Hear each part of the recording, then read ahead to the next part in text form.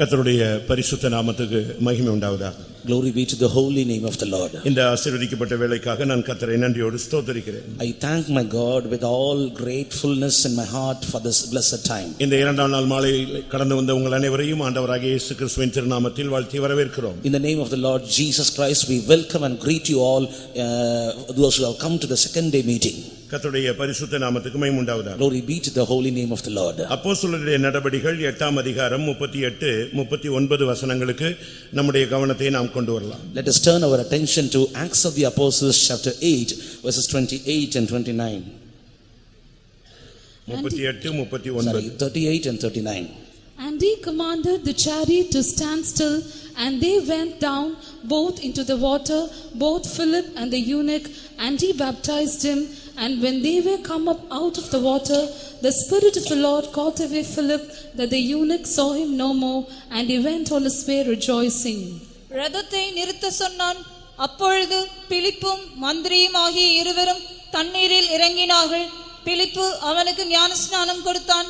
அவர்கள் தண்ணீரிலிருந்து கரையேறின பொழுது கர்த்தருடைய ஆவியானவர் பிலிப்பை கொண்டு போய் விட்டார்.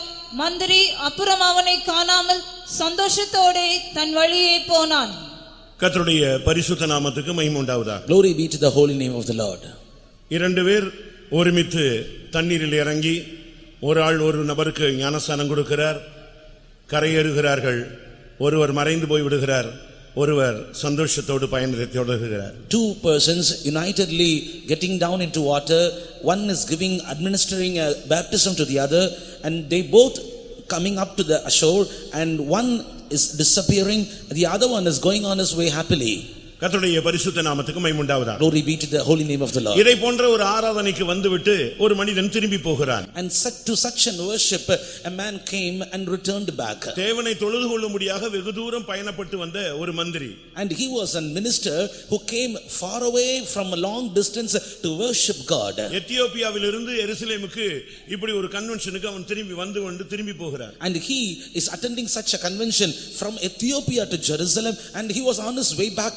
அவன் தேவனை தொழுது கொண்டு திரும்பி போகிறதை நாம் பார்க்கிறோம். And we can see here that he was on his way returned back after his worship. அவனுடைய கையிலே ஒரு அழகான வேதம் இருந்தது. And he was having a beautiful Bible in his hand. அதிலே ஏசாயா தீர்க்கதரிசன புத்தகங்கள் இணைக்கப்பட்டிருந்தது. And in that Bible, that book Isaiah had been interconnected. அப்போஸ்தலர் 8ஆம் அதிகாரம் 27 28 நீங்கள் அதை படித்துக் கொள்ளலாம். And you can read about that in Acts of the Apostles chapter 8 verses 27 and 28. அவனுடைய ஸ்தானம் அங்கே சொல்லப்பட்டிருக்கிறது. And his position is mentioned there. அவனுடைய பொறுப்புகள் அங்கே சொல்லப்பட்டிருக்கிறது. And his responsibilities were also mentioned அவன் யார் என்று சொல்லப்பட்டிருக்கிறது. And it is told who is he. அவன் எந்த ஊரை சேர்ந்தவன் என்று சொல்லி இருக்கிறது. And it is mentioned to which city he belongs to. ஆனால் அவன் தேவனை தொழுது கொண்டு அவன் திரும்பி போகிறான். But he worshipped God and he was on his way back. அருமையான தேவனுடைய ஜனமே, நீங்களும் கூட எத்தனையோ ஆராதனைகளுக்கு தொழுது கொண்டு திரும்பி போகிறீர்கள். Beloved people of God, you have also worshipped God in various places in various times, and you have returned. இதை போன்று எத்தனையோ வருடங்கள் அவன் போய் கொண்டிருக்கிறான். And he like this many years you have come here and gone back. அது அவனுக்கு வருஷம் அந்த ஊழியம் போல கடமை போல அதை நிறைவேற்றி கொண்டு வருகிறார். And every year he used to do this worship as a duty sake. அந்த குறிக்கப்பட்ட நேரத்திலே தேவனை தொழுது கொள்ள வருவான். And the particular appointed time he will come there for worship. தொழுகை முடிந்த உடனே அவன் போய் விடுவான். After the worship he will go back. ஆனால் தேவன் அன்றைக்கு அவனை சந்திக்க சித்தம் கொண்டார். But on that particular day God had will to meet him. அருமையான நண்பனே, உன்னுடைய வாழ்க்கையிலும் கூட நீ பல ஆராதனைகளுக்கு நீ வந்திருக்கலாம்.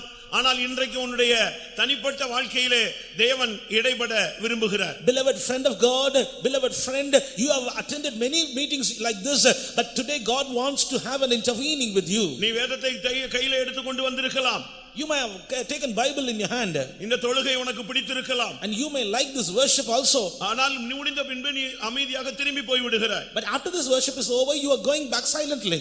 ஆனால் தேவன் அவன் மேல் கண்ணோக்கமாக இருந்தார். But God had an eye over him. அவனுடைய தொழுகையிலே தேவன் விருப்பப்பட்டார். And God had a pleasure over his worship. ஆனால் அவனை குறித்து தேவனுக்கு ஒரு சிந்தை இருந்தது. And about him the mind of God was there. அவன் இந்த உலகத்துக்குரியவன் அல்ல, அவன் தேவனுடைய ராஜ்யத்துக்குரியவனாய் மாற வேண்டும் என்று தேவன் சித்தம் கொண்டார். God had a will upon himself that he does not belong to this world and he must become a man of kingdom of God. நீங்கள் ஆண்டவராகிய இயேசு கிறிஸ்துவை அறிந்திருக்கலாம். You might have known the Lord Jesus Christ. ஏற்றுக்கொண்டிருக்கலாம். You may have accepted him. ஆனால் இம்மைக்காக மாத்திரமல்ல, but not for the earthly matters. இம்மைக்காக ஒரு மனிதன் இயேசுவை பின்பற்றுவானானால் அவன் பரிதபிக்கப்படத்தக்கவன் என்று வேதம் சொல்லுகிறது. Word of God says if a man is following Jesus Christ for the things of this world, the wretchedness will be his state. ஒரு சுகத்துக்காக இயேசுவை பின்பற்றுவது, And following Jesus for a healing, ஒரு விடுதலைக்காக, for a deliverance, ஒரு சமாதானத்துக்காக, for a peace, ஒரு ஆசீர்வாதத்துக்காக, for a blessing, ஒரு நன்மைக்காக, for a goodness, ஒரு தேவைக்காக, and for a need. ஒருவேளை நீங்கள் அப்படி இந்த மார்க்கத்திலே வந்து சேர்ந்த ஒரு நபராக இருக்கலாம்.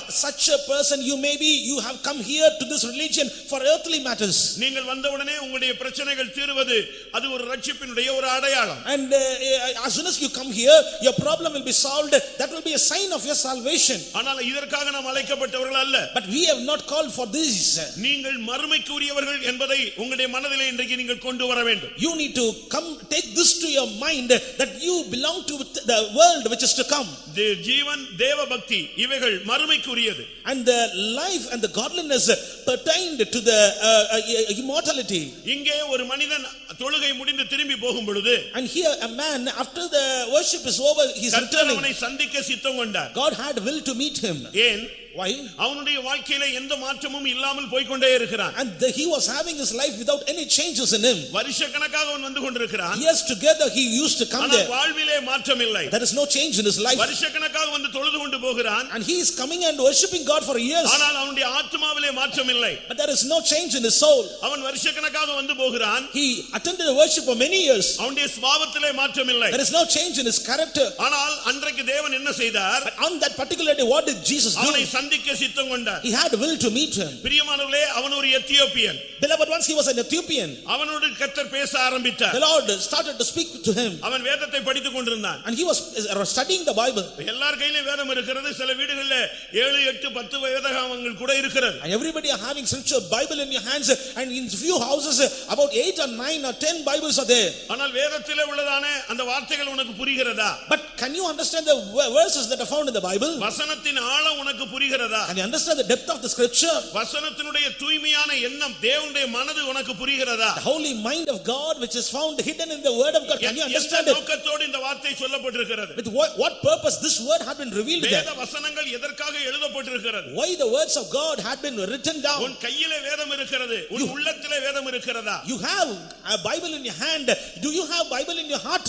வேதம் உன் கையில் இருக்கிறது. வாழ்க்கையே வேதமாக மாறிவிட்டதா? And you have Bible in your hand, but is your life changed according to the word of God? அருமையான தேவனுடைய பிள்ளையே, Beloved child of God, நீயும் கூட எத்தனையோ வருஷம் இதே இடத்திலே வந்து ஆராதித்துக் கொண்டிருக்கிறாய். you may also have attended worship in this same place for many years. ஆனால் எத்தனையோ ஜாதிகள் இருக்கும் பொழுது, எத்தனையோ தேசத்தார் இருக்கும் பொழுது இந்த எத்தியோப்பியன் என்கிற வார்த்தையை வேதம் சுட்டிக்காட்டுகிறது. But many nations are attending the worship, but the word of God is pointing out a particular man from Ethiopia. அவன் ஏசாயா தீர்க்கதரிசன புத்தகத்தை படித்துக் கொண்டிருந்தான். And he was reading from a prophetical book of Isaiah. ஆவியானவர் ஒரு தேவனுடைய மனிதனை அனுப்பினார். And the Spirit of God sent a man of God to him. அது இயேசுவை பற்றிய ஒரு தீர்க்கதரிசனம். And that was a prophetical utterance about Jesus. நீங்க பைபிள்ல இயேசுவை பற்றி அதிகமாக படியுங்கள். And read much about Jesus from the Bible. தேவனை பற்றி அதிகமாக படியுங்கள். Read much God from Bible.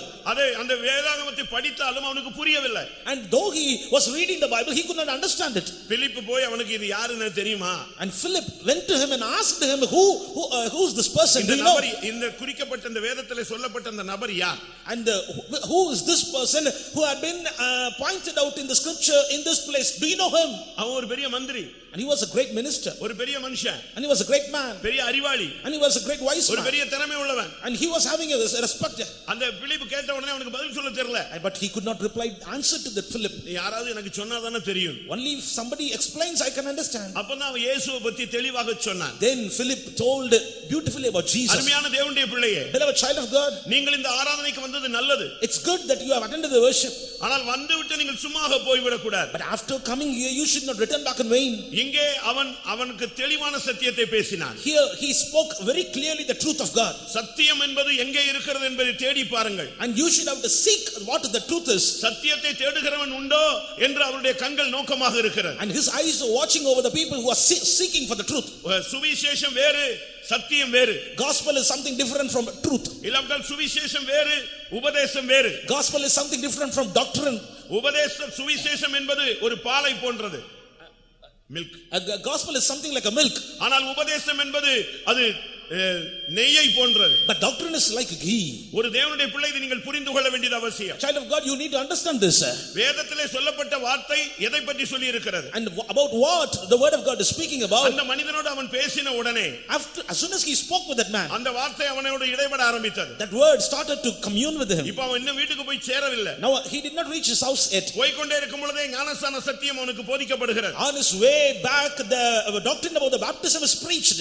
இப்போ உடனே அவன் சொன்னா, அப்ப நான் இந்த சத்தியத்துக்கு கீழ்ப்படியலாம்னு ஆசைப்படுறேன். Now immediately he says, I want to obey to this truth. சத்தியத்தை கேட்பது மிகவும் சுலபம். It's very easy to hear the truth. சத்தியத்துக்கு கீழ்ப்படிய வேண்டியது நம்மேல் விழுந்த ஒரு கடமை. It is our duty to obey to the truth. எல்லா மனிதர்களும் தேவனுடைய கற்பனைகளை கைக்கொள்ள வேண்டும் என்பது எல்லா மனிதர் மேல் விழுந்த கடமை என்று பிரசங்கி சுட்டிக்காட்டுகிறார். Ecclesiastes, where the preacher says, it's a duty which fall upon every man that they should have to understand and obey the truth. இப்பொழுது தண்ணீர்ல ரெண்டு பேர் இறங்குகிறார்கள். Now both of them descending down into the water. அருமையான ஒரு ஞானஸ்நான ஆராதனை நடக்கிறது. A good baptism service is going on. ஆராதனை முடிந்த உடனே அந்த ஆராதனை முடிந்து அவன் கரை ஏறுகிறான். And after the baptism is over, he is coming up to the shore. Madurai convention 2025 இரண்டாவது நாள் மெசேஜ் கரை ஏறு. And the second day of the Madurai convention of 2025 is come up to the water. ஊழியர்கள் கரையேறி இருக்கிறீர்களா என்பதை நீங்கள் முடிவுக்குள்ளே சிந்தித்து முடித்து விடுங்கள். And servants of God, as soon as the sermon is going to get over, you should have to understand whether you have come out of the water. நீங்கள் கரையேறி விட்டீர்களா என்பதை நீங்கள் நிதானித்து பாருங்கள். And the believers, you need to analyze yourself whether you have come out of the water. வந்திருக்கிற ஒவ்வொருவரும் இந்த வார்த்தைக்கு நீங்கள் பதில் சொல்ல வேண்டியது உங்கள் மேல் விழுந்த கடமை. And everybody, you need to reply to this question which is asked by God. அவர்கள் இரண்டு பேரும் தண்ணீரிலே இறங்கினார்கள். And they both entered into water. ஒருவன் ஒருவனுக்கு ஞானஸ்நானம் கொடுத்தான். One person administered baptism to the other. அவர்கள் தண்ணீரில் இருந்து கரை ஏறினார்கள். They came up out of the water. இன்றைய மெசேஜ் என் ஜனத்தை கரையேற சொல். And this message today, the Lord says, ask my people to come out of the water. என்னை பின்பற்றி வருகிற ஜனம் கரையேற வேண்டும். And people who follow me, they should have to come out of the water. என் நாமம் தரிக்கப்பட்ட ஜனங்கள் கரையேற வேண்டும். My people who has my name should have to come out of the water. அருமையான நண்பனே, நீ எங்கே இருந்தாலும் இந்த வார்த்தை உன்னை நோக்கி கூப்பிடுகிறது. மகனே, மகளே, நீ கரையேறி வா. Beloved friend, wherever you may be, my son, my daughter, come out of the water, the Lord says. ஆவிக்குரிய வாழ்க்கையிலே நீ கரையேறாமல் அங்கேயே இருந்தால் உன்னுடைய வாழ்க்கையிலே எவ்வளவு தோல்வி உண்டோ அத்தனை நீ சந்தித்துக் கொண்டே தான் இருக்க வேண்டும். In the spiritual life, if you are not coming out of the water, then you should have to continuously face all the strivings that you have faced hitherto. அவன் ஒரு Ethiopian. But he was an Ethiopian. வாழ்க்கையிலே சத்தியத்தை கேட்கிறீர்கள். And you are hearing the truth. இன்றும் எத்தனை பேர் எத்தியோப்பியர்களாகவே மாற்றம் இல்லாமல் அமர்ந்து இருக்கிறோம். And how many of you are seated here without any change like an Ethiopian? எரேமியா 13:23 என்ன சொல்லுகிறது? What does Jeremiah chapter 13 verse 23 say? Ethiopian தன் தோலையும் சிவிங்கி தன் புள்ளிகளையும் மாற்றக்கூடுமோ? கூடுமானால் தீமை செய்ய பழகின நீங்களும் நன்மை செய்யக்கூடும். எத்தியோப்பியன் தன் தோலை மாற்றக்கூடுமோ? Can the Ethiopian change his skin? சிவிங்கி தன்னுடைய புள்ளியை மாற்ற முடியுமா? Or the leopard his spots? தீமை செய்ய பழகின நீங்கள் நன்மை செய்ய முடியுமா? Then may ye also do good that are accustomed to eat முடியும். evil. It is possible. ஆண்டவராகிய இயேசுவினால் எல்லாம் கூடும். And through by Jesus everything is possible. நீ ஏதோ வந்து நீ அமைதியாக திரும்பி போக கூடாது. And you should not return back in vain as if you have come here. அன்றைக்கு அந்த எத்தியோப்பியன் கரை ஏறினான். And that day this Ethiopian came out of the water. அவன் சந்தோஷத்தோட திரும்பி போனான். And he went his back way இந்த rejoicing. இரண்டாம் நாள் மாலை கூட்டத்துக்கு வந்து நீ வெறுமையாக போக கூடாது. ஒரு விடுதலையோடு, ஒரு சுகத்தோடு, ஒரு இளைப்பாறுதலோடு, ஒரு நம்பிக்கையோடு, ஒரு சந்தோஷத்தோடு நீ இந்த இடத்தை விட்டு அடி எடுத்து வைக்க வேண்டும். And when you go back from this place, you should have to go back with the faith, go back with the deliverance, go back with the joy, and go back with all goodness that you have received in this place. வாழ்க்கை மாற்றப்படுவதே கிறிஸ்தவம். The Christianity is something, a transformation undertaken. பேச்சு மாறுவதே கிறிஸ்தவம். And the Christianity is something in which you are changing. பார்வை மாறுவதே கிறிஸ்தவம். And your sight, way of seeing is changed. புத்தி மாறுவதே கிறிஸ்தவம். And the way of thinking is changed, that is Christianity. உன்னுடைய Dress மாறுவதே கிறிஸ்தவம். Your dress is being changed, that is Christianity. உன்னுடைய சாயல் மாறுவதே கிறிஸ்தவம். And your likeness is changed, that is Christianity. உங்களுடைய வாழ்க்கையிலே அந்த எத்தியோப்பிய தன்மை போய் நீ திரும்பி போக வேண்டும். And in your life, your Ethiopian nature must be taken away from you and you should have to return back. ஒன்று அவனுடைய புத்தியை அந்த தோலை மாற்ற முடியாமல் தவிக்கிறான். And one way he is struggling that he may not change his skin. தீமை செய்ய முடிந்த அந்த வாழ்க்கையை அவனால் மாற்ற முடியாமல் தடுமாறுகிறான். And he is stumbling that he could not change a way in which he was continuously doing evil. எசேக்கியேல் 34 நாம் பார்க்கும் பொழுது, when we see Ezekiel chapter 30 and verse 4, பட்டயம் எகிப்திலே வரும், எகிப்திலே கொலை என்கிறவர்கள் விழும்போது எத்தியோப்பியாவிலே மகாவேதனை உண்டாயிருக்கும். எத்தியோப்பியாவிலே மகாவேதனை. and in Ethiopia there was a great pain. மனித வாழ்வு என்பது மகாவேதனையான வாழ்வு. and the life of man is something filled with great pain. ஒரு சிலருக்கு அது இளைப்பாறுதலாய் இருக்கிறது. only few are feeling at rest. ஆனால் ஒரு நேரம் வரும் பொழுது அந்த வேதனையை அவன் உணர்கிறான். but in a particular point of time he உங்களுடைய வாழ்க்கை எப்படி அமைந்திருக்கிறது? how your life is found. இந்த வாலிப பிராயத்தில் நீங்கள் எப்படி போய் கொண்டிருக்கிறீர்கள்? in your young age how you are passing your life. உங்களுடைய மோட்டம் முடிய போகிறதே, உங்களுடைய வாழ்க்கையில அந்த வேதனையில இருந்து வெளியே வந்து விட்டீர்களா? and your race is going to get over. have you come out of that pain? எசேக்கியேல் 30 அதிகாரம் 9 வசனத்தை பார்க்கும் பொழுது, when we see Ezekiel chapter 30 and verse 9, நிர்விசாரமான எத்தியோப்பியரை தத்தளிக்க பண்ண அந்நாளிலே, நிர்விசாரமான ஒரு வாழ்க்கை, a careless life, ஒரு தத்தளிக்க பண்ணக்கூடிய ஒரு வாழ்க்கை, a life in which you are made troubled. மனித வாழ்க்கையை இந்த 4 அனுபவத்துக்குள்ள தான் அது சிக்கி தவிக்கிறது. and the total life of a man is entangled in these 3 words. ஒன்று மாற்றமில்லாத வாழ்க்கை, one is life without any change. ஒன்று தீமை செய்ய பழகின வாழ்க்கை, second a life accustomed to do evil. இன்னொன்று மகா வேதனையான ஒரு வாழ்க்கை, thirdly a great pain. இல்லாவிட்டால் நிர்விசாரமான ஒரு வாழ்க்கை, fourthly a careless life, இல்லாவிட்டால் ஒரு தத்தளிக்க பண்ணுகிற ஒரு வாழ்க்கை, or otherwise a life filled with the troubles. அருமையானவர்களே, நீங்கள் இந்த எந்த பகுதியிலே சிக்கி தவித்துக் கொண்டிருக்கிறீர்கள்? beloved ones, in which part you are entangled and being strived. வெளியே நீ சிரிக்கலாம், and outwardly you may laugh, வெளியே ஒரு வேஷம் போடலாம், outwardly you may have a fashion, நீ நன்றாக இருக்கிறது போல நீ நாடகம் போடலாம், you may put a drama that you are good. ஆனால் உன்னுடைய ஆத்துமாவின் உங்களை அங்கலாய்ப்பை அறிந்த தேவன் உன்னோடு இடைபட விரும்புகிறார். but God who understands your anguishing in your soul, he wants to intervene with you. இந்த வொர்ஷிப்புக்கு நீ வந்தது நல்லது, it's good that you have come to this worship, ஆனால் நீ திரும்பி போகும் பொழுது, but on your way back நீ கீழ்ப்படிந்து சத்தியத்துக்கு ஒப்பு கொடுத்து நீ போக வேண்டும். you need to surrender and submit to the truth, and you should go. அப்படி நீ கரை ஏறினால், if you go back out of the water, ரட்சிப்பின் சந்தோஷம் உன்னுடைய வாழ்க்கையிலே இன்றையிலிருந்து உண்டாகும். right from this day onwards you will have the joy of the salvation in your life. வொர்ஷிப்ல வந்து கை தட்டுறதோ, முழங்கால் போடுறதோ, ஆராதிக்கிறதோ, பாட்டு பாடுறதோ, ஆவியில நிரம்புறதோ அதோடு முடிந்து விடுகிறது அல்ல. worship is not something ending with clapping your hands, being standing on your knees and filling with anointing and so on. உனக்காக கிருபாசனத்திலிருந்து வருகிற வார்த்தைக்கு நீ செவி கொடுக்க வேண்டும். you need to hearken to the voice which is coming in search of you right from the mercy seat. சிங்காசனத்திலிருந்து வருகிற வார்த்தைக்கு நீ கீழ்ப்படிய வேண்டும். you need to obey to the word of God which is right from the throne. சீயோனிலிருந்து வருகிற வேதத்துக்கு நீ செவி சாய்க்க வேண்டும். you need to hearken to the voice law which is proceeding out of Zion. எருசலேமிலிருந்து உனக்காக வருகிற வசனத்துக்கு நீ தலை சாய்க்க வேண்டும். you need to give your heads to the word of which is proceeding out of Jerusalem. இதுதான் இன்றைக்கு கர்த்தர் உன்னோடு கூட பேசிக் கொண்டிருக்கிற வார்த்தை. this is the word which God is speaking to you right now. நீ ரதத்திலே போய் கொண்டிருக்கிறாய், you are passing in chariot, வாழ்க்கை ரதத்தை நிறுத்த சொல்லு, and stop that chariot. நீ போய் கொண்டிருக்கிற போக்கை நிறுத்து, and you should have to stop that way in which you are going. descend down, சத்தியத்துக்கு கீழ்ப்படியும்படியாக இறங்கு, and come down that you may obey to the truth. உன்னுடைய மனது மாம்சம் விரும்பினபடி நீ திரும்பி போய் கொண்டிருக்கிறாய், and you are going according to your mind and lust. இன்னும் எத்தனை வருஷம் நீ இப்படி போய் கொண்டே இருப்பாய்? for how long you will be going in your way? இன்றைக்காவது இந்த வசனத்துக்கு நீ செவி சாய்த்தால், உனக்கு கிடைத்த இந்த நாளிலாகிலும் இந்த வார்த்தைக்கு நீ அடிபணிந்தால் அது உனக்கு நலமாயிருக்கும். it will be good to you if you surrender yourself to this word of God which is coming in search of you even this day. நீ எத்தியோப்பியனாய் திரும்பி போகாதே, do not go back as an Ethiopian. தேவனுடைய பிள்ளையாய் திரும்பி போ. return back as a child of God. நேற்று கேட்டது போல நியாய தீர்ப்பின் பிள்ளையாக திரும்பி போகாமல் இரக்கத்தை பெற்றுக்கொண்டவனாக நீ திரும்பி போ. as we heard yesterday, do not go back as a man who is for judgment, but return back as a man of a vessel of mercy. உன் வாசஸ்தலங்களுக்கு இரக்கம் செய்ய முடியாகவே கர்த்தர் இதுவரை உன்னை ஜீவனோடு வைத்திருக்கிறார். the Lord God has kept you alive till now that he may show mercy to your tabernacle. ஆனால் நீ அந்த வசனத்தை தட்டிவிட்டு போக கூடாது. but you should not despise that word and return back. நீ கேட்கிற சத்தியத்துக்கு நீ உன்னை ஒப்பு கொடுக்க வேண்டும். you need to submit to the word of God which you hearken. அப்போஸ்தலர் 6 அதிகாரம் என்ன சொல்லுகிறது? Acts of the Apostles chapter 6 and verse 7, the word of God. 7 வசனம் என்ன சொல்லுகிறது? and what the word of God says there? இந்த விசுவாசத்துக்கு நீ கீழ்ப்படி, you obey to this faith. ரோமர் 2 அதிகாரம் 8 வசனம் என்ன சொல்லுகிறது? Romans chapter 2 verse 8, what does it say? இந்த சத்தியத்துக்கு நீ கீழ்ப்படி, obey to this truth. 2 தெசலோனிக்கேயர் 3ஆம் அதிகாரம் 14ஆம் வசனம் என்ன சொல்லுகிறது? 2 Thessalonians chapter 3 verse 14, what does it நீ say? கேட்கிற வசனத்துக்கு நீ கீழ்ப்படி. Oh, obey to the word of God which you hearken to.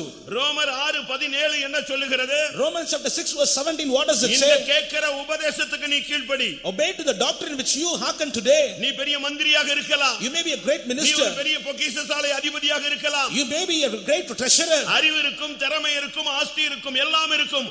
ஆன்மீகம் இருக்கிறதா? You may have wisdom, skills and treasure, but do you have spirituality? ஆவியானவர் உன்னோடு இடைப்பட விரும்புகிறார். And the Spirit of God wants to intervene with you. உன்னுடைய அறிவை இந்த சத்தியத்துக்குள்ள நுழைக்காதே. And do not put your wisdom into this truth. தேவனுடைய அறிவுக்கு நீ கீழ்ப்படி. Surrender to the wisdom of God. பாருங்க, சில நிமிடத்துல அவன் அப்படியே சரண்டர் ஆயிட்டான். And see there, within few minutes he totally surrendered. ஒரு செகண்ட்ல அப்படியே ரதத்தை விட்டு கீழே இறங்கிட்டான். And within a second he came down from his chariot. கர்த்தருடைய பரிசுத்த நாமத்துக்கு மகிமை உண்டாவதாக. Glory be to the holy name of the Lord. நீங்கள் எந்த நிலவரத்துல வந்திருந்தாலும் இந்த இரண்டாவது நாள் கேட்கிற இந்த உபதேசத்துக்கு உங்களை கீழ்ப்படிந்து பழகுங்கள். In whatever state you may have come to this place, but you should have to make a practice to obey to the word of God which you hearken to. இன்றைக்கு நீங்கள் கீழ்ப்படியும் பொழுது, today when you obey, இந்த உபதேசத்துக்கு நீ கீழ்ப்படிஞ்சனா இப்பமே நீ பரிசுத்தவானா மாறிடலாம். if you obey to this doctrine, right now you will be made a holy man. இந்த உபதேசத்துக்கு அவ்வளவு ஒரு பெரிய கேரண்டி இருக்கு, ஸ்பெஷாலிட்டி இருக்கு. And there is a great speciality in this doctrine. இந்த பெந்தேகோஸ்தே உபதேசம் கேட்டுக்கிட்டு இருக்கும் பொழுதே ஒருவனை அப்படியே மாற்றிடும். And this TPM doctrine, as soon as you hear this will change you a saint. யோவான் 15:3. John chapter 15 verse 3. யோவான் 15:3. நீங்கள் இப்பொழுது கேட்ட நான் உங்களுக்கு சொன்ன உபதேசத்தினாலே நீங்கள் இப்பொழுதே சுத்தமாயிருக்கிறீர்கள். உபதேசத்தினுடைய சத்தியம் என்ன தெரியுமா? கேட்டுக்கிட்டு இருக்கும் பொழுதே உன்னை சுத்தமா மாத்திக்கிட்டே வரும். Do you know the power of the doctrine? As soon as you hear it, it will purge you, it will sanctify you. பிரசங்கம் கேட்கும் பொழுதே நீ உன்னை சரண்டர் பண்ணிக்கிட்டே வரணும். And as soon as you hear the sermon, you need to surrender. அருமையான தேவனுடைய ஜனமே, நீ ஒருவேளை எத்தியோப்பியா வந்திருக்கலாம். நீ மறுபடியும் இரக்கம் பெற்றவனாக, விடுதலை பெற்றவனாக, அவன் சந்தோஷத்தோடு கரையேறி போனான். அதுபோல நீ திரும்பி போக வேண்டும். Beloved people of God, you may have come here as an Ethiopian, but on his way back he returned back as a man who received mercy, and he went back his way rejoicing. Likewise you should also return. இன்றைக்கு தேவனுடைய வசனம் உன்னோடு போராடுகிறது. And tonight the word of God is striving with you. தேவனுடைய வார்த்தை உனக்காக அனுப்பப்படுகிறது. Word of God is sent for you. இன்றைக்கு நீ எந்த இடத்தில் இருக்கிறாய் என்பதை நீ புரிந்து கொள்ள வேண்டும். And tonight you need to understand in which place are you. இன்றைக்கு நீ கீழ்ப்படிய வேண்டிய ஒரு நேரம். And tonight is the time in which you need to obey. கேள்வி கேட்கிற நேரம் அல்ல. It's not the time to question God. இந்த நேரத்தை நீ பயன்படுத்தி சத்தியத்துக்கு நீ அப்படியே சரண்டர் ஆக வேண்டிய நேரம். Make use of this time and surrender totally to the truth. இந்த சத்தியத்தை சொன்ன உடனே அவன் சொன்னா ரதத்தை நிப்பாட்டு.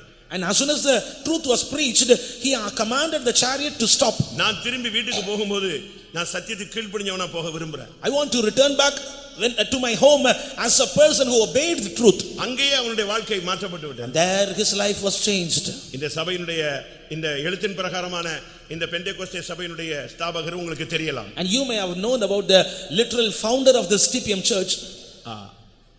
அவர் ஒரு பெயர் கிறிஸ்தவ சபையில ஒரு போதகராக உபதேசியராக இருந்தவர்.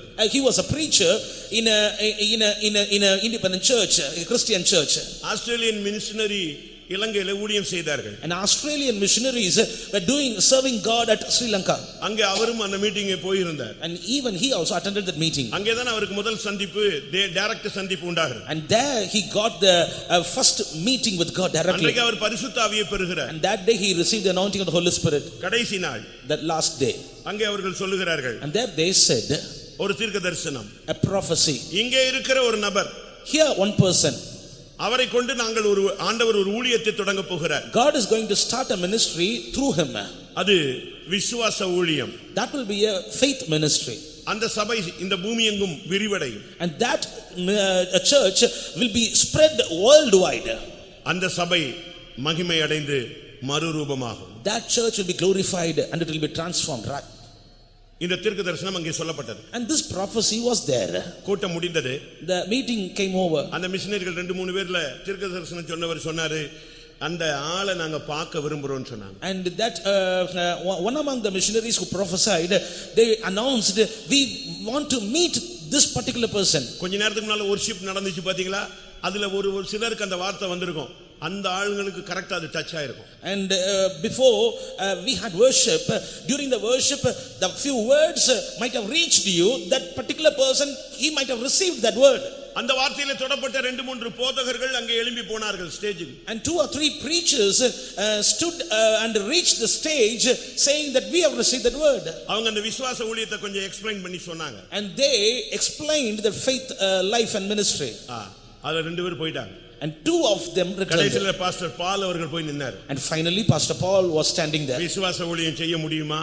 And they asked, can you do the faith ministry? சம்பளம் வாங்காம ஊழியம் செய்ய முடியுமா? Can you do a ministry without any wages? வேலை செய்யாம தேவனை நம்பி நிக்க முடியுமா?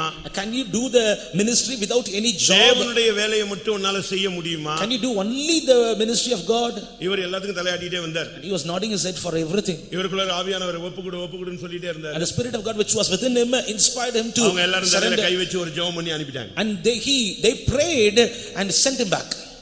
அப்படி தொடங்கப்பட்ட சபை தான் இது. And this is that church which was founded in that way. அதனால தான் 1000 போராட்டங்கள் வந்தாலும் இது நிக்கும். இது பூமி எங்கும் விரிவடையும். ஒரு நாள் வரும் இது மகிமை அடையும். That's why it will be spread the world wide. It will be glorified one day, it will be raptured. அதனால தான் நாங்கெல்லாம் இதல ஜீவனை கொடுத்து நின்று கொண்டிருக்கிறோம். That's why we are giving life and standing for this ministry.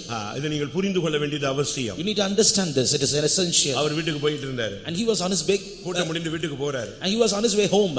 பாதி தூரம் போன உடனே போராட்டம் அதிகமாயிடுச்சு. On half of his way he got much striving. 5 பிள்ளை இருக்கு. 5 children I have. நாளைக்கே வேலைக்கு போக கூடாது. And from tomorrow I should not go to job. இந்த மாசமே சம்பளம் வராது. And this month I will not have wages. எப்படி பண்ண போறோம்? என்ன நம்ம பாட்டுக்கு எல்லாத்துக்கும் தலைய போட்டு ஆடியாச்சு, ஒப்பு கொடுத்தாச்சு. அவங்களும் ஒரு ஜெபம் பண்ணிட்டு போயிட்டாங்க. ஆளை பார்த்துட்டான்னு சொல்லிட்டாங்க. போயாச்சு. இப்போ என்ன பண்றது? And we have surrendered and they have prayed and they have told that we need to start the ministry. What அவ்வளவு நேரம் சும்மா எழுப்புதல்ல வந்தவர் வர்ற வழியிலே அப்படியே டவுன் ஆயிட்டே வருது. பேட்டரி சார்ஜ் டவுன் ஆயிட்டே வருது. And on his halfway to home the battery is getting வீட்டுக்கு வந்த உடனே அவங்க மிஸ்ஸஸ் கூப்பிட்டு கேட்டாங்க, என்ன நேத்துலாம் எழுப்புதல்ல வந்தீங்க, இன்னைக்கு என்ன டல்லா வரீங்க? And when he reached his house his wife asked why you are very dull. அவர் சொன்னார் இப்படி நடந்துச்சு. And he explained all the things happened there. நான் சரண்டர் பண்ணிட்டேன். And I have surrendered, he told. வர்ற வழியில ஒரு பெரிய கேள்வி. But on my way I got a question. என்ன பண்ண போறோம்? Next what will do? அவங்க சொன்னாங்க. And his wife replied. இங்க இருக்கிற சகோதரிகளை நம்ம கவனிக்கணும். And sisters here you should have to keenly understand. அவங்க சொன்னாங்க. And she replied. ஒப்பு கொடுத்துட்டீங்களா? Have you surrendered? சரண்டர் பண்ணிட்டீங்களா? Have you surrendered? மனப்பூர்வமா ஒப்பு கொடுத்துட்டீங்களா? Wholeheartedly have you surrendered? தலையில கை வச்சு ஜெபிச்சிட்டாங்களா? Have they prayed?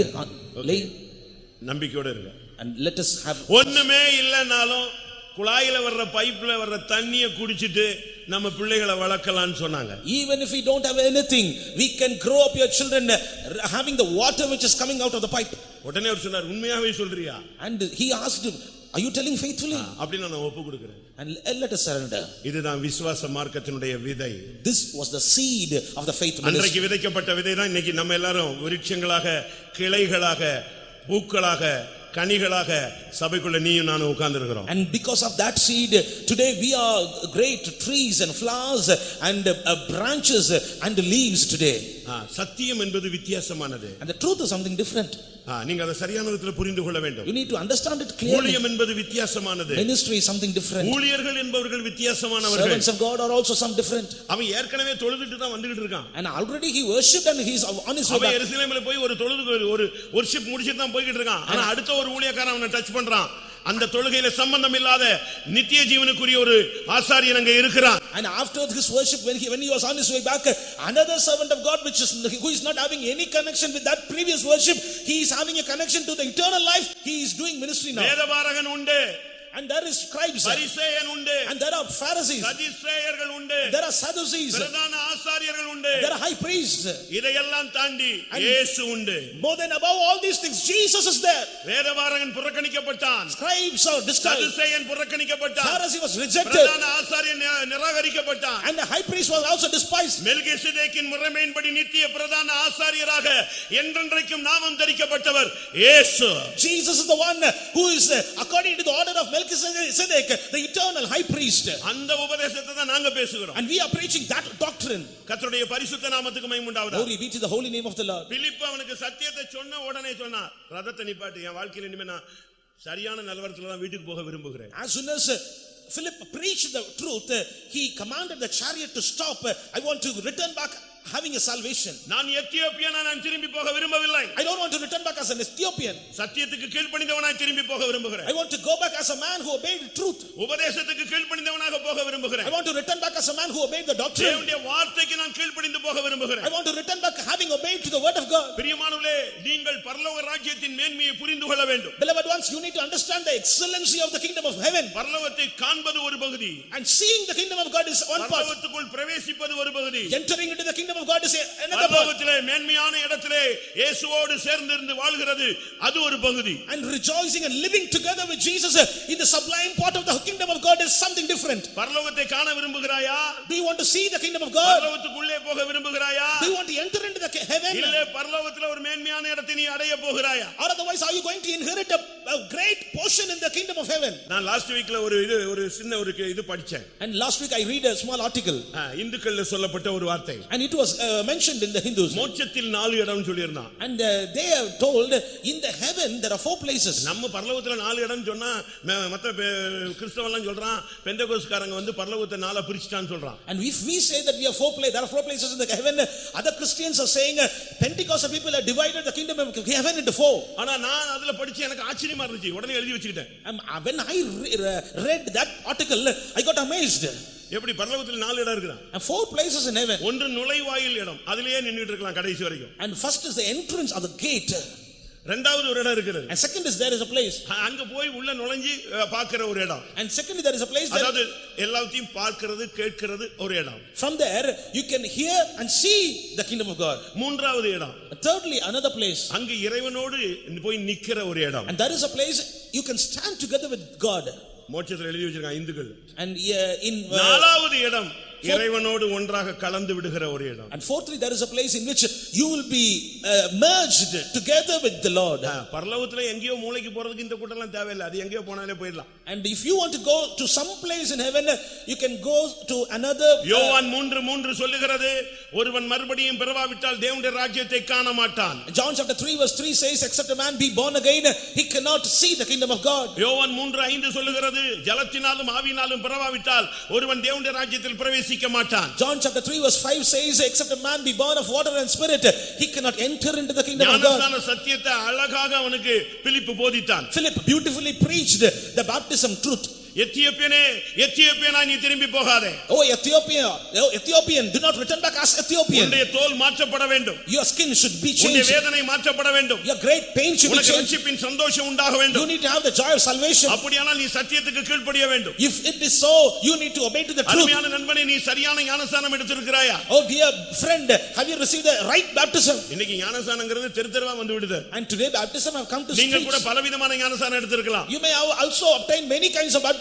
நான் பொன்னகரத்தில் இருக்கும் பொழுது when I was serving God at Ponnagaram, ஒரு சகோதரன் ஒரு சகோதரி அவங்க பிள்ளைகள் அங்க வருவாங்க. And father mother and their children used to come there. அவங்க வீடு மாப்பாளையத்துல இருந்துச்சு. And the house was at Mapalayam. அப்ப அவங்களுக்கு ஞானஸ்நானத்தை பத்தி சொன்னபோது அவங்க சொன்னாங்க அந்த ரெண்டு பிள்ளைகளும் சொல்லிச்சு எங்க அப்பாவுக்கு முதல்ல ஞானஸ்நானம் கொடுங்க. And when I spoke about baptism, the 2 children told you need to give baptism to my father at first. அவங்க 7th டேல teacher. And they were teacher in 7th day. Mappalayam 7th day ஸ்கூல்ல teacher. And in Mapalayam 7th day school they were teachers. அந்த பிள்ளைங்க சொல்லிச்சு ரெண்டு எங்க அப்பாவுக்கு அம்மாவுக்கு ஞானஸ்நானம் சரியா கொடுங்க. The children told me you need to give right baptism to my father. இன்னும் ஞானஸ்நானம் எடுக்கலையா? And they have not got it. எங்க அப்பாவும் அம்மாவும் 5 ஞானஸ்நானம் எடுத்துட்டாங்க. And my father and mother have got 5 baptisms. இப்போ அது பெந்தேகோஸ்ல கொடுங்க, ஒழுங்கானது கொடுங்க. You have to give the right baptism. ஒவ்வொரு சபைக்கு போன உடனே அந்தந்த பாஸ்டர் சொன்னதுக்கெல்லாம் பாவம் அந்த ஜனம் கீழ்ப்படிஞ்சு கடைசில வேலை வேணுமா 7th டேல எடுப்பாயாக. And finally if you want a job you need to be baptized in 7th day, and he got baptized there. நான் யாரையும் குறைவா சொல்றதுக்கு சொல்லல. I'm not accusing anybody. சரியான ஞானஸ்நானம் எடுத்துக்கியான்னு பாரு. And you check whether you have got the right baptism. பாஸ்போர்ட்ல ஒரு spelling தப்பா இருந்தா நீ எங்க போக மாட்ட, வெளிநாடு போக மாட்ட. If there is a spelling mistake in your passport, you will not be taken to another country. பாஸ்போர்ட்ல உன்னுடைய அங்க அடையாளம் தப்பா இருந்துச்சுன்னா உள்ள போக மாட்ட. Your sign of your body, if it is missing in your passport, you cannot reach the other end. Last 3 months back நான் வந்து பாஸ்போர்ட் ரினியூவலுக்கு போயிருக்கேன். And I went for the passport renewal. ஒவ்வொரு ஸ்டேஜா நான் தாண்டி போயிட்டேன். And I was passing over every stage. Last stage 4th stageல நிக்கிறேன். I was in the last stage, the 4th stage. ஒரு ஐயாவை ரிஜெக்ட் பண்றாங்க அங்க. And they are rejecting a particular man. அவர் பேர் வந்து செல்வம். And his name was Selvam. அவ்வளவுதான். Just that. பான் கார்டுல செல்வான்னு இருக்கு.